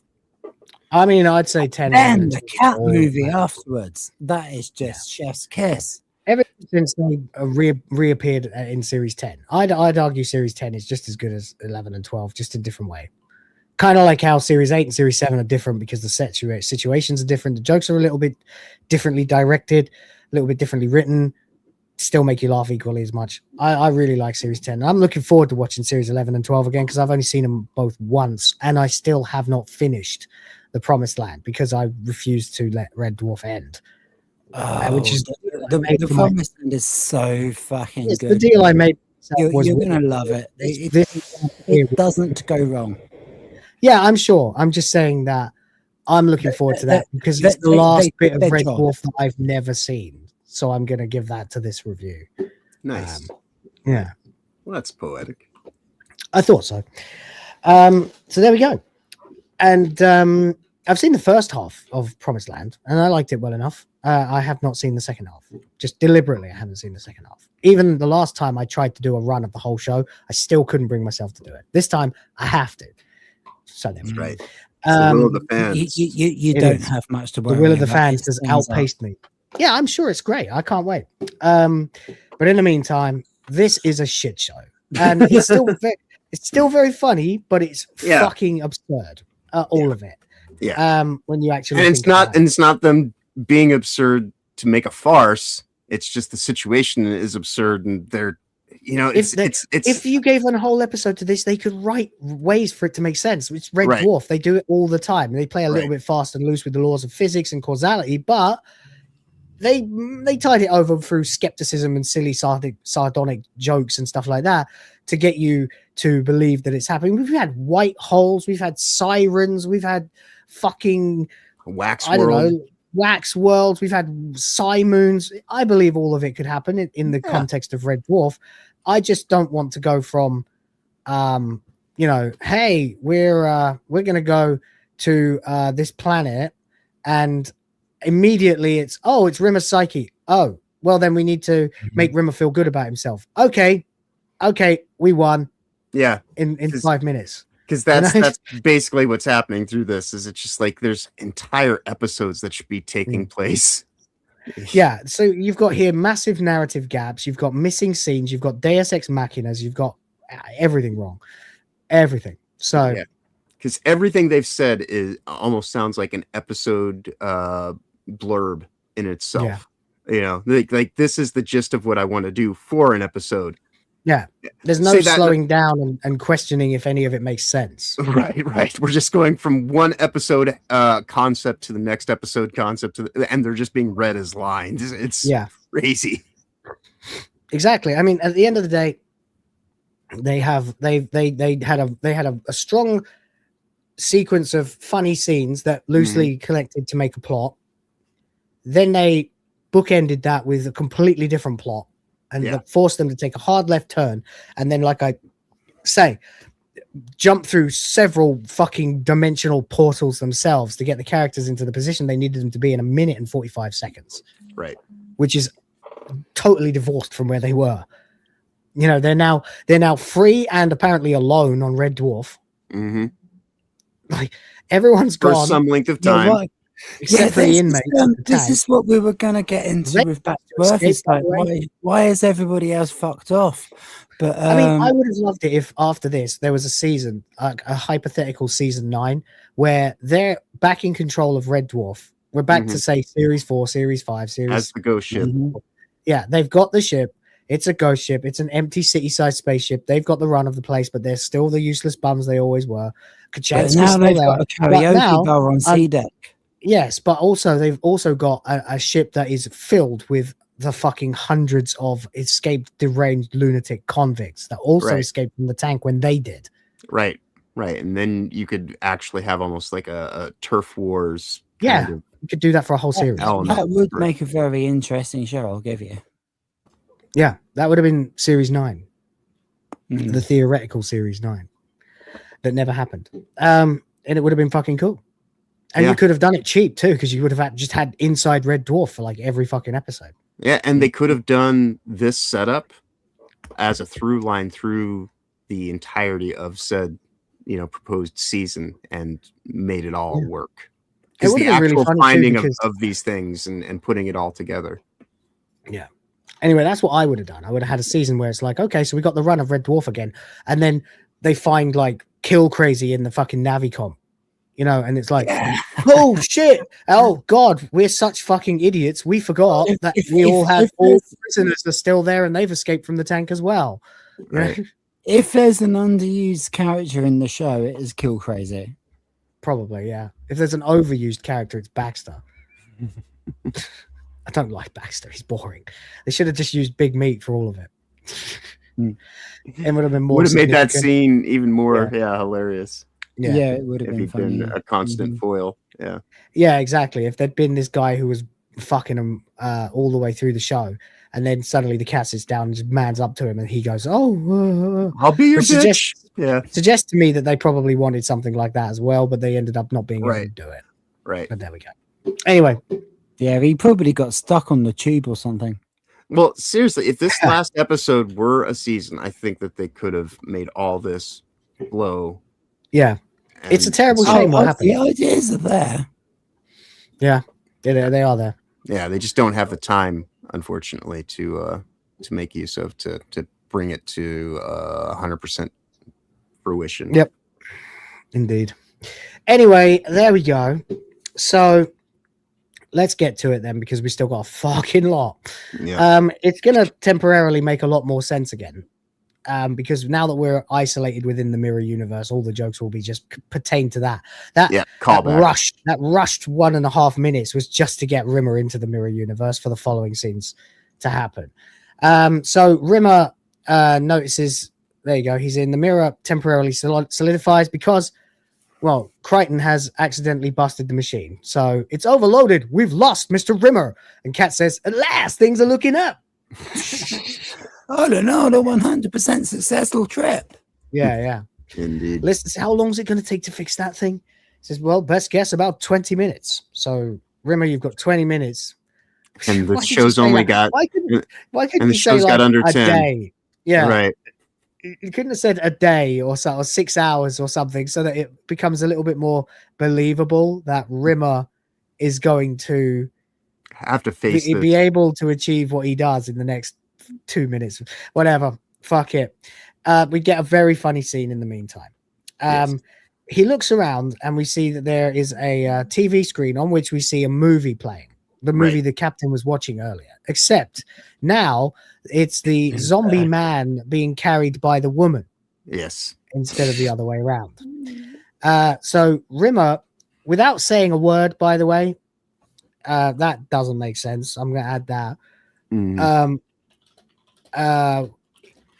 And what's going on, instantly realizes where he's supposed to be and what he's supposed to be doing, but doesn't realize why yet. So right. So this is the other thing that's interesting too, is the mirror universe doesn't happen in real time. No, it doesn't. It happens in a time dilation. In a different time, distorted time. Yeah, that's another one. Why is it distorted time? Yeah, because now he's going through this chronologically. You would think whatever length of time it's been, but now he's going back to whenever, and we don't even know the length of time. So like how long is this time paradox in the mirror? Exactly. Anyway, so Rimmer quickly jumps into the captain's bed, because we are clearly in the captain's quarters, as a knock at the door. And there's Rimmer. Everything's backwards, remember? So everyone's reversed. Hollister walks in with a tray, says, can I come in, sir? I did knock, sir. Perhaps you didn't hear. Here's your hot lemon, sir. Which, of course, we heard Rimmer say exactly those lines earlier. And Rimmer says, so here's the part that doesn't make sense. Rimmer somehow figured out that he needs to get into bed. Right? And be watching the movie. Right. So he must therefore have figured out, given that his uniform now has multiple fucking decorations on it, on the collars and stuff. He's got like captain's badges and decorations on his uniform. So he's now clocked that he needs to get in the bed, but he somehow hasn't figured out that he's the captain. Right. So what did he think was going to happen in this scene then?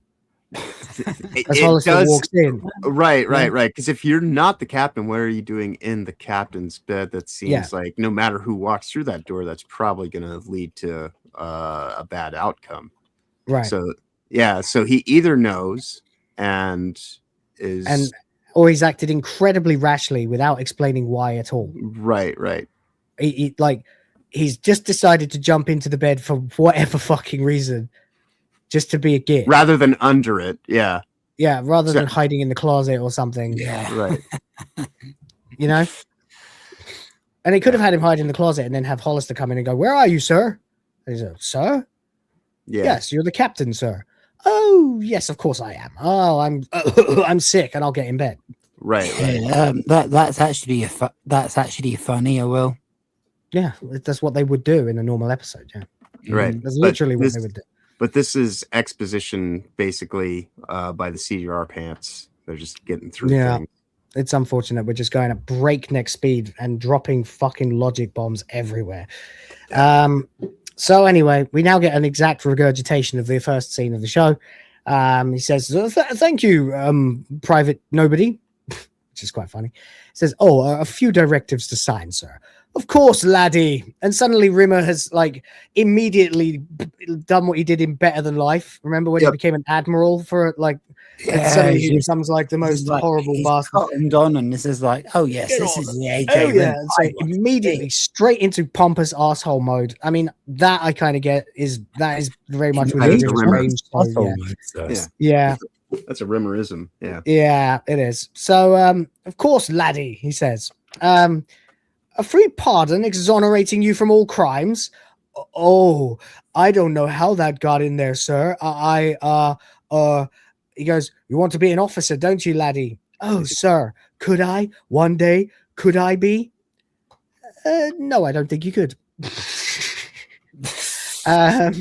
Takes a pen, signs the directive, but his arm refuses to control the pen properly because now he's left-handed instead of right-handed. Right. Of course, it's a mirror universe. Everything's opposite, he says out loud. Right. He goes, then, of course, Rimmer realizes that in this universe he's left-handed, which suddenly makes him think of the fact that something else might be the exact opposite of what it normally would be. And looks down to see that he obviously now has a colossal penis instead of a very, very small one. He goes, by God, this is going to take some getting used to. Except it's not, because you've only got, a very small amount of time. Right. So there we go. Now, at this point, we get the scene, the continuation of the scene as Mirror Talia walks in. And she says, oh, they said it'd be okay to drop by. And he says nothing. So she says, you look wonderful. And Rimmer goes, so do you? And then he sort of goes, that'll be all shambles. And Hollister says, yes, sir, and leaves. She says, oh, you made captain. You've done so well. Your own ship.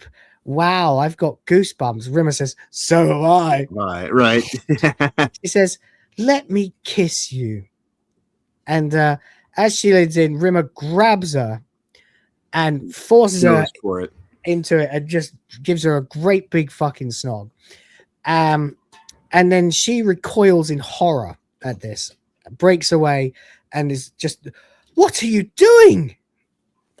And you might, if you're not if you don't know comedy, you probably predicted this in the first scene that there was that it's not Hollister having an affair on his wife, but there's actually another reason that this woman would walk in and be so very nice to him and very close to him and very considerate.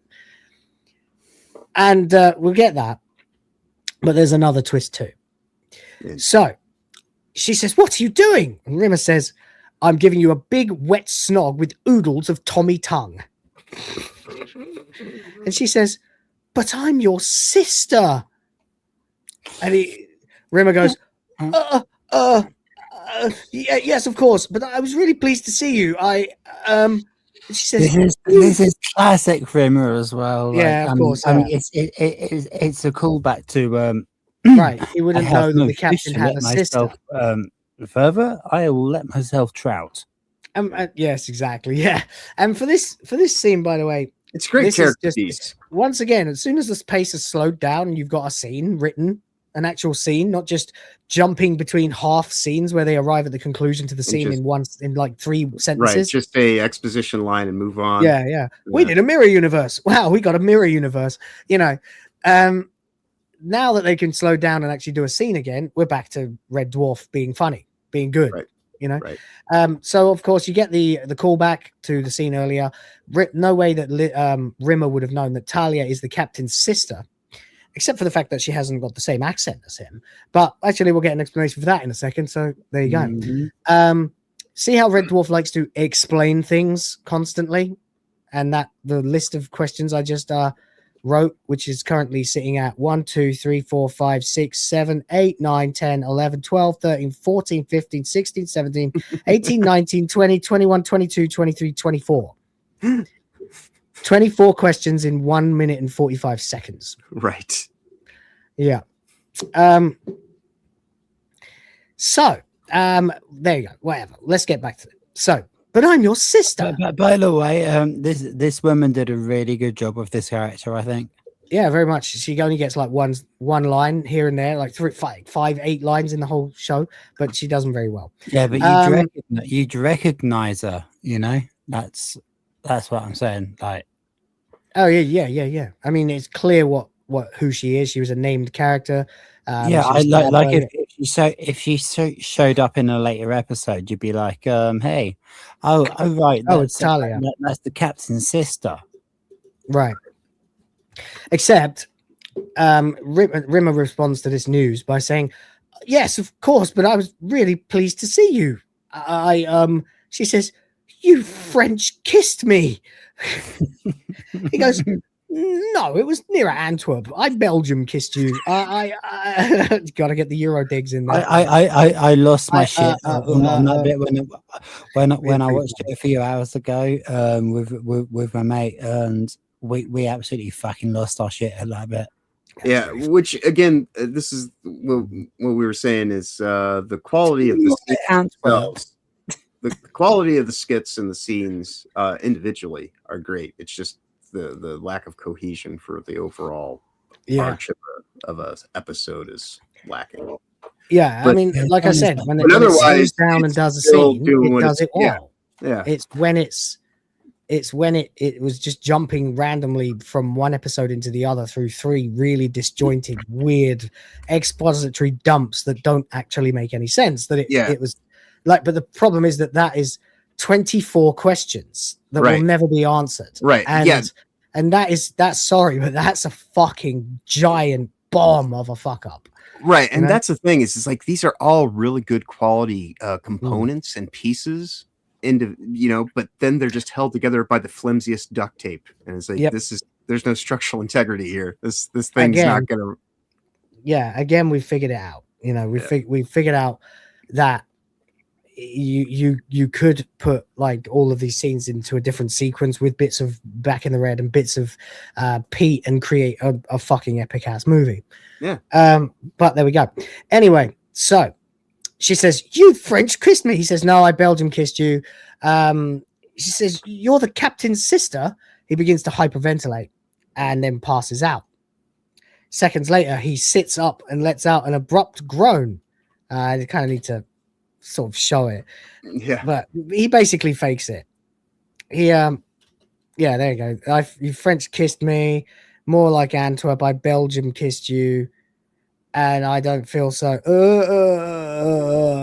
and then he just literally, I mean, is this playing at like half speed or something? Give me a second here. It feels like that's way too slow.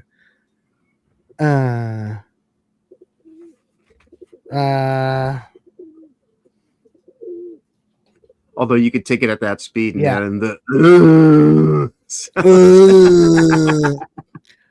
yeah, no, it was in fact playing at like 75% speed. So he collapses there and then sits back up. He goes, "Oh my God, what a terrible dream. Oh, hi, sis. It's me, Arnie, your big bro. Get your big old lumpy bum down here and give us a big hug." And then he reaches out for her and she goes, "Captain Rimmer, I am Sister Talia Garrett, your personal spiritual advisor." So there you go. Indeed. So that explains that. That's why it's not appropriate to kiss her, but that she's not actually sister. So yeah. So there we go. She lets out a strained whimper and runs away shocked. He goes, "Sis, sister, whoever you are." Oh, smeg. Meanwhile, Mira Kachansky is sitting at a desk in a magazine. She has tumbling blonde curls and is wearing a pink satin blouse. Rimmer says, "Excuse me." She says, "Yes." And yes, she's a bimbo in this, of course, because she can't be intelligent because that's Kachansky. He says, "You'll have to," he says, "I wonder, could you tell me what this is?" And she frowns at the tube that Rimmer's holding up that's now full of white liquid. She says, "You'll have to ask the professor then. He does all that stupid sciencey brain box type stuff." So is it wrong, but I'm a little bit hot for that? No. Every now and then you need a slut. But there you go. When you're single. Anyway, so the door opens, the professor's head pops out, and of course it's the cat. And this gets a huge laugh. He goes, "Somebody call?" He goes, "Professor?" He can't believe his eyes that the fucking cat is a professor. He goes, "Right. Yes, Captain." He goes, "Oh, perhaps you could help me. What's this?" And he goes, "It's an alcohol." I wish he said, "I'm hoping you can help me. What is it?" Right, okay. He goes, "It's an alkali." And he goes, "Oh, yes. What's it called?" He goes, cesium, frankolithic, mixy-alabidium, rixy, dixy, doxy, dexy, droxide. Without hesitation or deviation. Yeah, like he does it even faster than I can do it, and without any hesitation, without even taking a breath to try and sync up with the cat saying it. You know, he just literally, what is it? Cesium, frankolithic, mixy-alabidium, rixy, dixy, doxy, dexy, droxide. You know, just literally like that. He goes, you look surprised. He goes, I never thought I'd ever hear you say that. He says, can you write it down for me? He says, certainly. Can I have an extremely long piece of paper, my dear? And somehow the beam is working again. Somehow Palpatine returned. Indeed. So Rimmer making it to the lab, I suppose, is kind of believable. It's just a bit super convenient that they happen to run into them, but I guess that's not like a logical thing. That's not something that's outside the reach of Red Dwarf normally. But we do get somehow Rimmer returned. Indeed. So Rimmer manages to get back out of the portal somehow, which doesn't make sense because the machine was broken. And now we find that he's in the captain's recovery room. Oh, this is the recovery room, right? Yeah. This is not the captain's office. Well, I guess this is captain's bedroom, suite or something. So where were they before then? Were they always in this room? I don't think they were. Don't know. I believe they were in a different room to begin with. Okay. I don't know. I'll ask. Anyway, Rimmer walks down the corridor. Everything's crumbling and everyone's gone. Like there's not even a sign of Lister, Kachansky, Crichton, or the cat. Not a trace. In fact, they're done for the episode. Mm-hmm. The only person in the episode at this point now is Rimmer, which is strange. Very strange. And I'm not sure. Save the day. Well, kind of, but not quite. Anyway, so Rimmer makes his way down the corridor. He goes, the antidote, I did it. And he's got the piece of paper. Where is everyone? And he finds his way down the corridor and he looks at the mirror. It's done. He can't operate the device, but he's got the thing. And he can't find, but then he stops by, of course, the vending machine from the beginning. Mm-hmm. He says, where is everyone? He says, they've repaired the machine and crossed into the mirror universe. You're the highest ranked crew member left on this ship. So I suppose it's the same room. Captain. Congratulations, Cap. He says, smack off. Anyway, that's just bad. That was before it. So he comes back out and the dispenser says, where are you going? He goes, to make up a formula. He says, I think you'll find that the formula on that paper has now turned into the formula for the virus because you've left the mirror universe, so it's turned back. Does he know? Yeah, I know. That How doesn't does make the sense. vending machine know that that he was in the mirror universe? And in the mirror universe, that's where he was captain. He's not captain here. He's not captain. But he is by default because everybody else is gone. Well, I suppose. All right. There it is. You're right. So yeah, it does literally say by process of elimination, I guess he did ultimately become captain here. Everyone's repaired the machine and crossed into the mirror universe. So Lister, Rimmer, Kachansky, and Kat went into the mirror universe apparently. Right, and so now he's come back out. Now he's the only one left, and he deactivated the beam. Right. And now it doesn't work again. So now he's the only one on Red Dwarf and he's trapped. Right. In Universe A, which now stands to question where was did they go? So now did they go into a different mirror universe? But it kind of does it.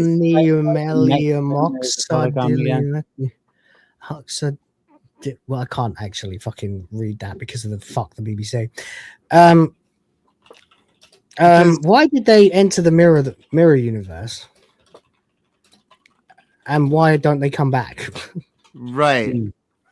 Right. Because it wasn't them that he encountered. Those were mirror versions of themselves. It wasn't the because they would have had all of their senses about all their past going through the mirror, because Rimmer does. So yeah. So I mean, that begs the question of where's the Rimmer from the mirror universe? Right. Did he inhabit? And so now the question is, does everybody go into their own mirror universe? Right. So when Rimmer went into the mirror, did another Rimmer come out? Right. A Rimmer who's the captain of the ship and now suddenly becomes second or first technician. Which would probably be fucking Ace Rimmer, of course. Why? I didn't think about it that way around. That's really fucking good. That's really fucking good, Will. It would be the Captain Rimmer from the Mirror Universe who now finds himself the second technician. And he wouldn't give a shit. He'd just start telling people what to do. I mean, I can speak from personal experience. If you know what you're talking about, people will listen to you. Yeah. But he'd be angry because he knows he's the captain. Like stuff that weren't even born when I was a manager, and they will just do what I tell them because I know what I'm talking about. Because they can, look at it and say, yeah, he's right. I'm going to do that. But we do know that when Rimmer crossed over into that into the mirror universe, that Rimmer did not walk out because we saw what happened. Yeah. So. It's just this mind-boggling, though. Right. So if everyone else from this universe has gone into the mirror universe, all the rest of the Red Dwarf crew, right? Why didn't the others? Because he definitely interacted with the in-universe, at home in their own bodies, nothing out of the ordinary. Pachansky and Professor Cat. Right. So Yeah. Which wouldn't make sense, because why would the cat have been on Red Dwarf 3 million years before he existed? Why is the cat the Padre in Ace Rimmer's original home dimension? Like that. Why is Spanners there? Why is a human who looks and sounds exactly like the guy in the Crichton suit there? Why is Holly an actual able-bodied woman there that flirts with him? That I can forgive because we kind of have to, because we have before. Right. But the part is like, if they went to the mirror universe, why didn't they come back? Right. Why didn't they realize that Rimmer succeeded and then come back? And then it's too many questions. It's too many questions that we don't have time for. Right. Fuck this. Anyway, but the exchange between Rimmer and the vending machine is good. It's very fun. Yeah. So anyway, the formula has now actually reversed and turned into the formula for the virus, which has been written down, as well as ridiculously long word, another ridiculously long word, and oddly enough, not the exact mirror of cesium, francholithic, mixyaluminium, mixy-dixy-doxy-dexydroxide, but something else that you absolutely know that Doug Naylor just wrote just to be a pain in the ass and give him another insanely long word to learn, but they didn't bother. He goes, Smeg, you're right. This is a disaster. Dispenser goes, no, there still could be a happy ending. He says, how? He says, you know that chocolate bar you still owe me for? You can always pay me back for it before you snuff it. He says, how's that a happy ending? He goes, well, it's a happy ending for me. At least my totals will tally. He goes, why don't you smeg off, you annoying little smegging smegger. The remains of the universe device start to explode, turning the fire behind Rimmer into an inferno. But as Rimmer makes his way down the corridor away from it, the dispenser says, every dog has his day, and today's the day. And he fires a can of Coke out, straight out of his boom. Which now he's stealing property. Wallops. Yeah, right. I know, bonkers, isn't it? But so he wallops Rimmer in the head with a can of Coke, and then says, "And I'm the dog." Which, so there you go. It's a great joke. It's a great little but it doesn't work, unfortunately. I mean, it works, but it's not. It doesn't. Right. It doesn't work because it doesn't like kill Rimmer or destroy everything. Right, but it also, this piece of paper is already useless. So the fact that he's now fallen over into the fire and it's burning means nothing. Right. It's just kind of, and that's what I mean. It's like, it's a funny scene, the elements in it are, but they just, unfortunately, they lack any actual weight to the. Like if it was like a normal episode, and they were all about to escape on Starbug, none of this had happened. We continued with the original episode before they discovered the microbe. They're about to escape on Starbug. Rimmer is the last one left. Right. Has to leg it away down the corridor. And ends up by the captains. As it turns out that at the end of this corridor, there's a huge gaping chasm. And as he's legging it, trying to be very careful, he gets clocked in the back of the head with a Coke can, falls to his death, and has to be resurrected as a hologram to rejoin them and escape on Red Dwarf. Escape on Star. Right. Yes, exactly. Or what I was just thinking was that they've already left, and Lister turns around to Kachansky or Crichton and says, "Do you know what? I miss Rimmer." And Holly appears on the screen and says, "Okay, done." And then Rimmer appears on Starbug or something. Yeah, exactly. God, I can't believe Rimmer died again. Yeah, and then just Rimmer's back. Hello, Lister. Cut to credits. Done. Right. You've reestablished the status quo. And you'd be like, "Fucking hell, Smeggin' hell, Holly, why have you brought back that Smeggin'? Smeggin' asked me to." You don't need all that. You just have hello Lister and cut to credits. That would be like dissolve to the credits. That'd be enough. Because Lister's already established that he misses Rimmer again, which establishes again, reestablishes that Lister can't get on with Rimmer, but he also can't stand it when he's not around because they've become like brothers. And again, these Lister and Rimmer in this have probably spent even more time together in this series than they did in the original run. So they would be close again, especially after all that shit they went through together with the captain and Pete. Right. But anyway, the vending machine's revenge doesn't really do anything unless the vending machine killed him. And that led to him being brought back as a hologram again.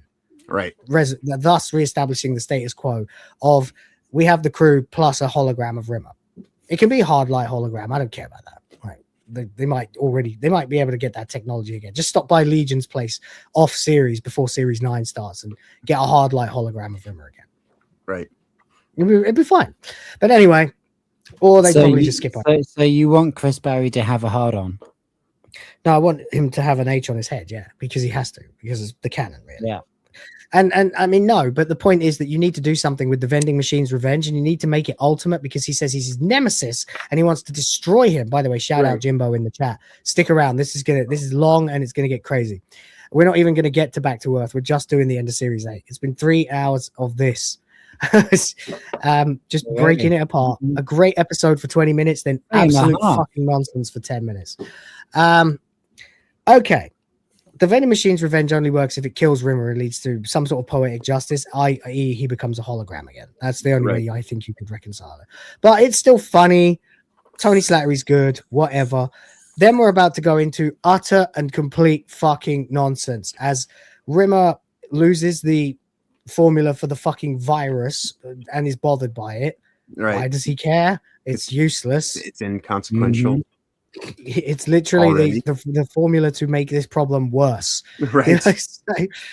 If the virus formula gets destroyed, it means nothing to him. So, but then of course we're going to get to the strangest thing probably ever, and that would be the arrival of the Grim Reaper. Right. Manifest, made flesh, for no reason at all. I guess he was in the vending machine too.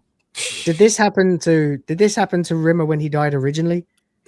Did it happen to everyone else on the crew when they died in the radiation leak? Right. Did it happen to everyone who's died since? Did it happen to the stimulant? Right. Does it happen to the sirens? Right. You know? And if the Grim Reaper is showing up right now, did that Coke can actually kill Rimmer? And this is his. Well, no, I know. Because we've got a very, very good point from Snake Pit. It should have been the Inquisitor.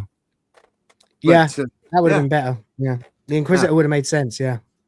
Yeah, something that at least is from the series. Yeah. Yeah, this is the only time in the entire time that we have been really reviewing Red Dwarf that we've gone in and really punished an episode for stupid decisions. And by the way, not the fault of the writers, absolutely the fault of the fucking BBC for tying it and telling them you're limited to this, you got to do this episode, you got to do these episodes. The BBC fucked with this series so much they had no way out except to crowbar in this 10-minute sequence where nothing makes sense, so many leaps and bounds, insane leaps of logic, plot holes everywhere, everyone's gone. Why? Don't know, don't have time to. Let's go. Mirror universe, we need one. What? How's that going to work? Doesn't matter, we need one. Okay, we got one. Does it work? 1,000,000,000 to 1, it works. Let's go. Move. Then calm down, get the funny scene, then get back. Bang, we're back to move. By the way, the Grim Reaper is real and actually exists in the universe. Right. And because of that, that's kind of why I'm a little bit also more forgiving to those kind of stitched together skit scenes that happen there, because it's like, you know, what you're going to give out is not necessarily going to be as, you know, it's going to be a little bit disappointing. Like they had to know, because it was just it's compromised, right? And so it's like, oh, well, how do we go about at least giving the best service for this substandard meal, you know, right, that we would normally present? Let's at least do it up to the 9s at least, because the jokes are great. You know, the characterization, everything is on it, but it's just unfortunately, because the constraint of the time and what you're needing to do, it ends up kind of coming out, you know, completely disjointed.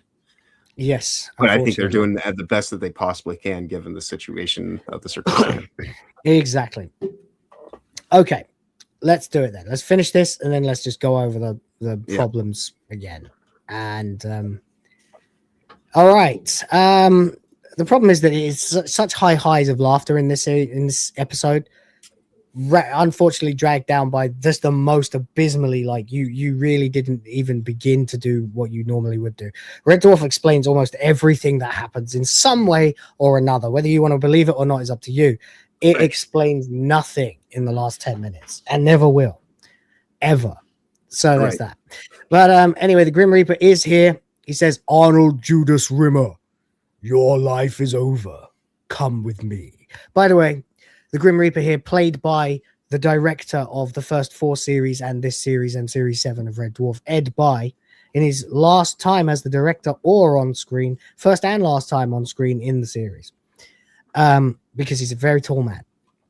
So he shows up and says, we will travel to the River Styx, where you will place a coin in there. And Rimmer says, not today, matey. Says, not today, matey, and thwacks him in the balls. Says, remember, only the good die young. And then runs away. Yeah. And Death says, that's never happened before. And falls over to the ground. As we, yes, I'm not joking, cut to the end. And there it is. And then, of course, it says, the Smegger is, which is great. See you in 11 years. Right. We promise we'll find a way back in to explain any of what just happened. Right.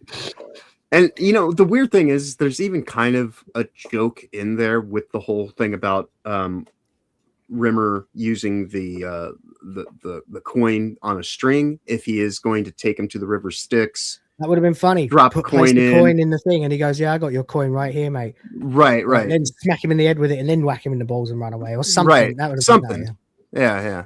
I mean, look, the fact that it ended, right, and for a very, very, very long time, 11 years, it was a slightly ironic that the show begins with Rimmer dying and ended with him kicking Death in the balls and running away. Right. And a lot of people would say, well, that was funny. And I'm like, yes, but what happened? Right. Where is everyone? Where did Lister? What happened to them? Is Red Dwarf fucked? What did the ship get imploded? Did the fucking virus win? What happened? Right. What is it? What's gonna happen? Yeah. So there we go. So look, unfortunately, this episode is 20 minutes of very, very funny skits. Yeah. Then suddenly we've got to escape. And suddenly that's possible for the first time. Then 1 minute and 45 seconds of utter complete nonsense. Complete like RTD Doctor Who plot contrivances, plot holes, and plot drop balls, fucking logic bombs anywhere. Beyond. And then a good funny scene to round out the story with Talia and all that. Then the Cesium, Francolithic, Mixie, Alabithium, Rixie, Dixie, Doxy, Dexy, Droxide, and then back to Crazy Town. Yeah. Thank you. Every time, don't worry, I won't forget. Every fucking time. Yeah, I've been doing it for a while. You know, it's just in my vocabulary now at this point. So 1, 2, 3, 4, 5, 6, 7, 8, 9, 10, 11, 12, 13, 14, 15, 16, 17, 18, 19, 20, 21, 22, 23, 24, 25, 26, 27, 28, 29, 30, 31, 32, 33. 33 questions in the last 10 minutes of the show. Most of 24 of them in a space of 1 minute and 45 seconds. And those questions are: the tank plot never got resolved. The revived crew plot never been resolved. They all escaped, did they? Maybe. Are they still out there? Don't know. How did they get out of the tank? How did Crichton know what the microbe is when they've been in prison? How does Rimmer know what a chameleonic microbe even is? Why didn't Talia warn the captain? Why was she in a pod that was designed to contain a dangerous fucking microbe? Was it designed to contain a microbe, or did she think that she was escaping and just even as the thing is corroding around her, and still didn't wonder about worrying the captain or anybody else at all? Right, or did it go into hibernation stasis with her while she traveled through space? Don't know. Don't know. And if it's not designed to contain it, why didn't it eat it? Right. Why hasn't anyone else discovered it? It's been in the ship for 6 hours, and even Holly hasn't detected a non-human life form. Did they? Then we better tell the captain. Then cut to the captain telling everyone, "You're going to die." Bye. Right, and they're already back in Gen Pop. You know? Right? Did they tell the captain? We didn't get a scene. It was not there. Why are they back in the tank anyway? Wouldn't they be revered as heroes and pardoned if the ship was about to disappear? What happened to the hundreds of people who left Red Dwarf and the Blue Midgets and the fucking Starbugs? Like, did they escape? Are we okay? Are we in the clear? Don't know. Then, of course, Kachansky's ludicrous fucking solution for how they're going to get an antidote. Let's go to a mirror universe. Yeah, yes, an excellent suggestion, Mom, with only 2 drawbacks. You know, then it's like mirrors. She of all people would know how unlikely it is to ever get into another universe and be able to get back. Right. She's stranded in the wrong universe now. Right. Right. So then we dissolve to the scene with the machine. When did they get changed? Why does Crichton have that device? What is the device? Sorry, that's an extra question. 34. Where did they get it? What is it? If it's just a mirror universe portal creator, then why does it exist? Why is it on a mining ship? Can you do this with any mirror? Why is it, if it's 1 billion to 1 chance of getting it right, why do they instantly get it right? Right. And why does Rimmer accept being the scouting party to go in before anyone else? When he's the biggest coward, and it might not be right. How does he manage to figure out the situation that he's in to know to jump into the bed, but still not know that he's the captain? Why is time distorted so that a scene that happened 6 hours earlier is now happening in the present in the parallel universe? How did Rimmer get back? Where did everyone else go? And if they went to the mirror universe, why didn't they come back? Were they always in the captain's room using the laser in the first place? How does the vending machine understand the plot to be able to laugh at Rimmer that it's all gone very, very wrong? And that he actually has the virus, not the antidote to the virus. Well, you need to delete that one. How does the vending machine understand the plot? Yes, that's what I said. How does the vending machine know what the plot is? I did go back and check while we were. That is literally that's the question. How did the vending machine know? Yeah, I did check though. They did set up the ray in the captain's room though, specifically. So that okay, right. That that's at cool. least checks out from that part. We're back to 33 then. That's good. Okay. But there is the question. There is the question that does actually remain though. All right. So when you go into the mirror universe, whatever you bring back from it changes. So what's even the fucking point, you know? So I didn't know that. So Kachansky Kachansky's felt it again anyway, because even though she managed to pull off the theory of a 1,000,000,000 to 1 shot, then actually they managed to realize that it's possible. Then they found out they have the technology to do it. Then they knew how to use it. Then it actually worked, 1,000,000,000 to 1 shot. It still doesn't work because the mirror universe will correct anything as it comes back through the mirror. Right. So like you can't actually even use it for anything. So maybe that's I guess why they don't use it. It's right. Exactly.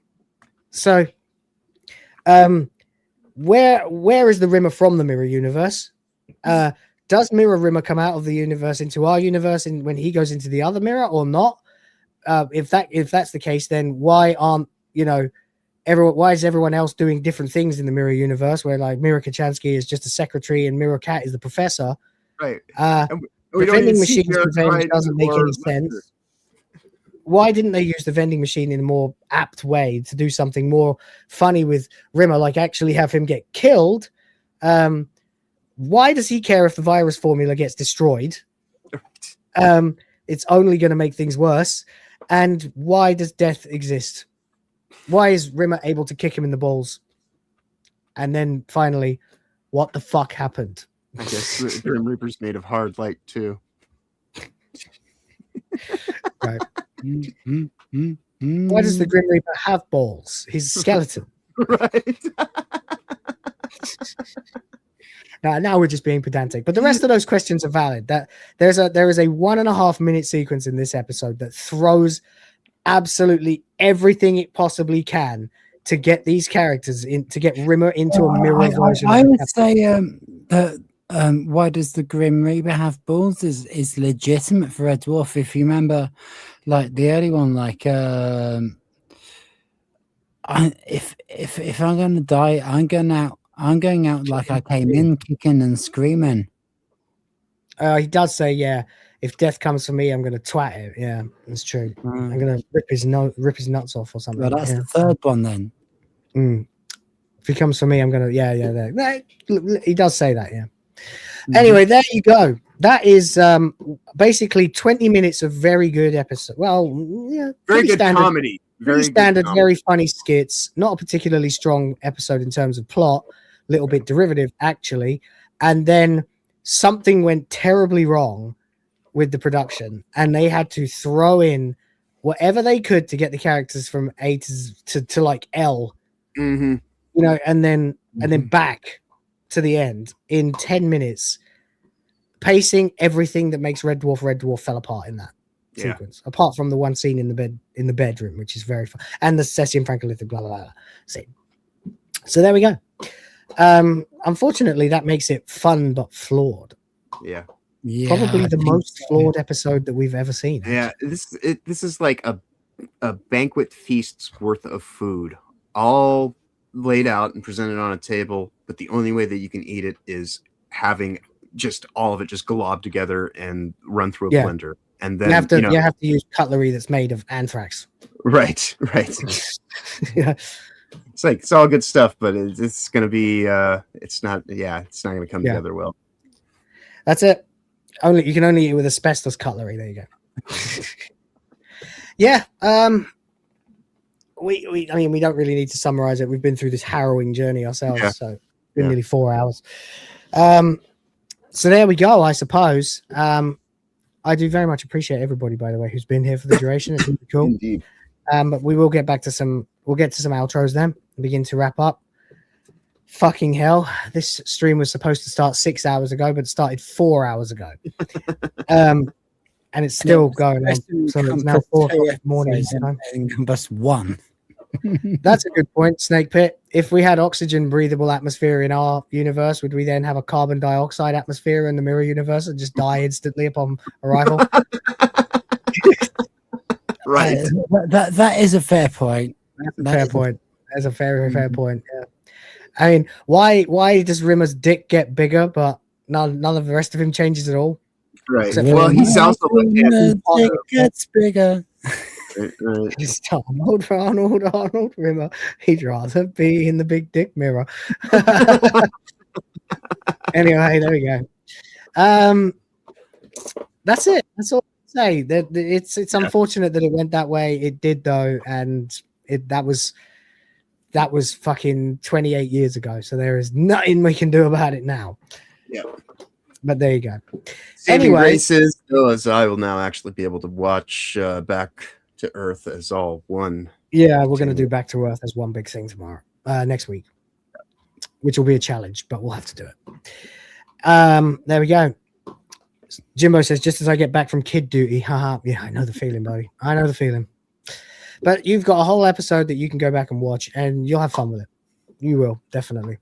There we go. Fortunately for me, I need to go to bed because I'm fucking exhausted and still sick. Yes, but on the plus side, like I said, I don't. Thanks to the festival that fucked up my day. No school tomorrow, so I don't have to get up at 7. So I'm going to bed and I'm going to sleep until the middle of the afternoon. Hell, fucking yeah! And there we go. All right, perfect. So let's do some outros. Rhoda, what's coming up? Where can people find you? Plug your shit. Mainly here or on mainly here with you guys or on Noises channel. But we are kind of getting a bit back into making streams on my channel as well. It's literally just Iris Rhoda, like just all one case, just Iris Rhoda. And that went really well last night, so that's something that we're going to keep up with. The X33 playthrough will probably return next Sunday, and we will probably do some Tomb Raider shit before that when Sardoc gets home. So yeah, it's all it's all good. We're enjoying ourselves, and I love being part of this show. And I love being part of Noises show as well. So having people together like this is just the best. So yeah, unfortunately my little catchphrase has been ruined by a bunch of left-hard protesters, so I can't say it anymore. So I'll say TTFN for now, and I will try and come up with a new one by Tuesday. Just say it can't be good, at least be right.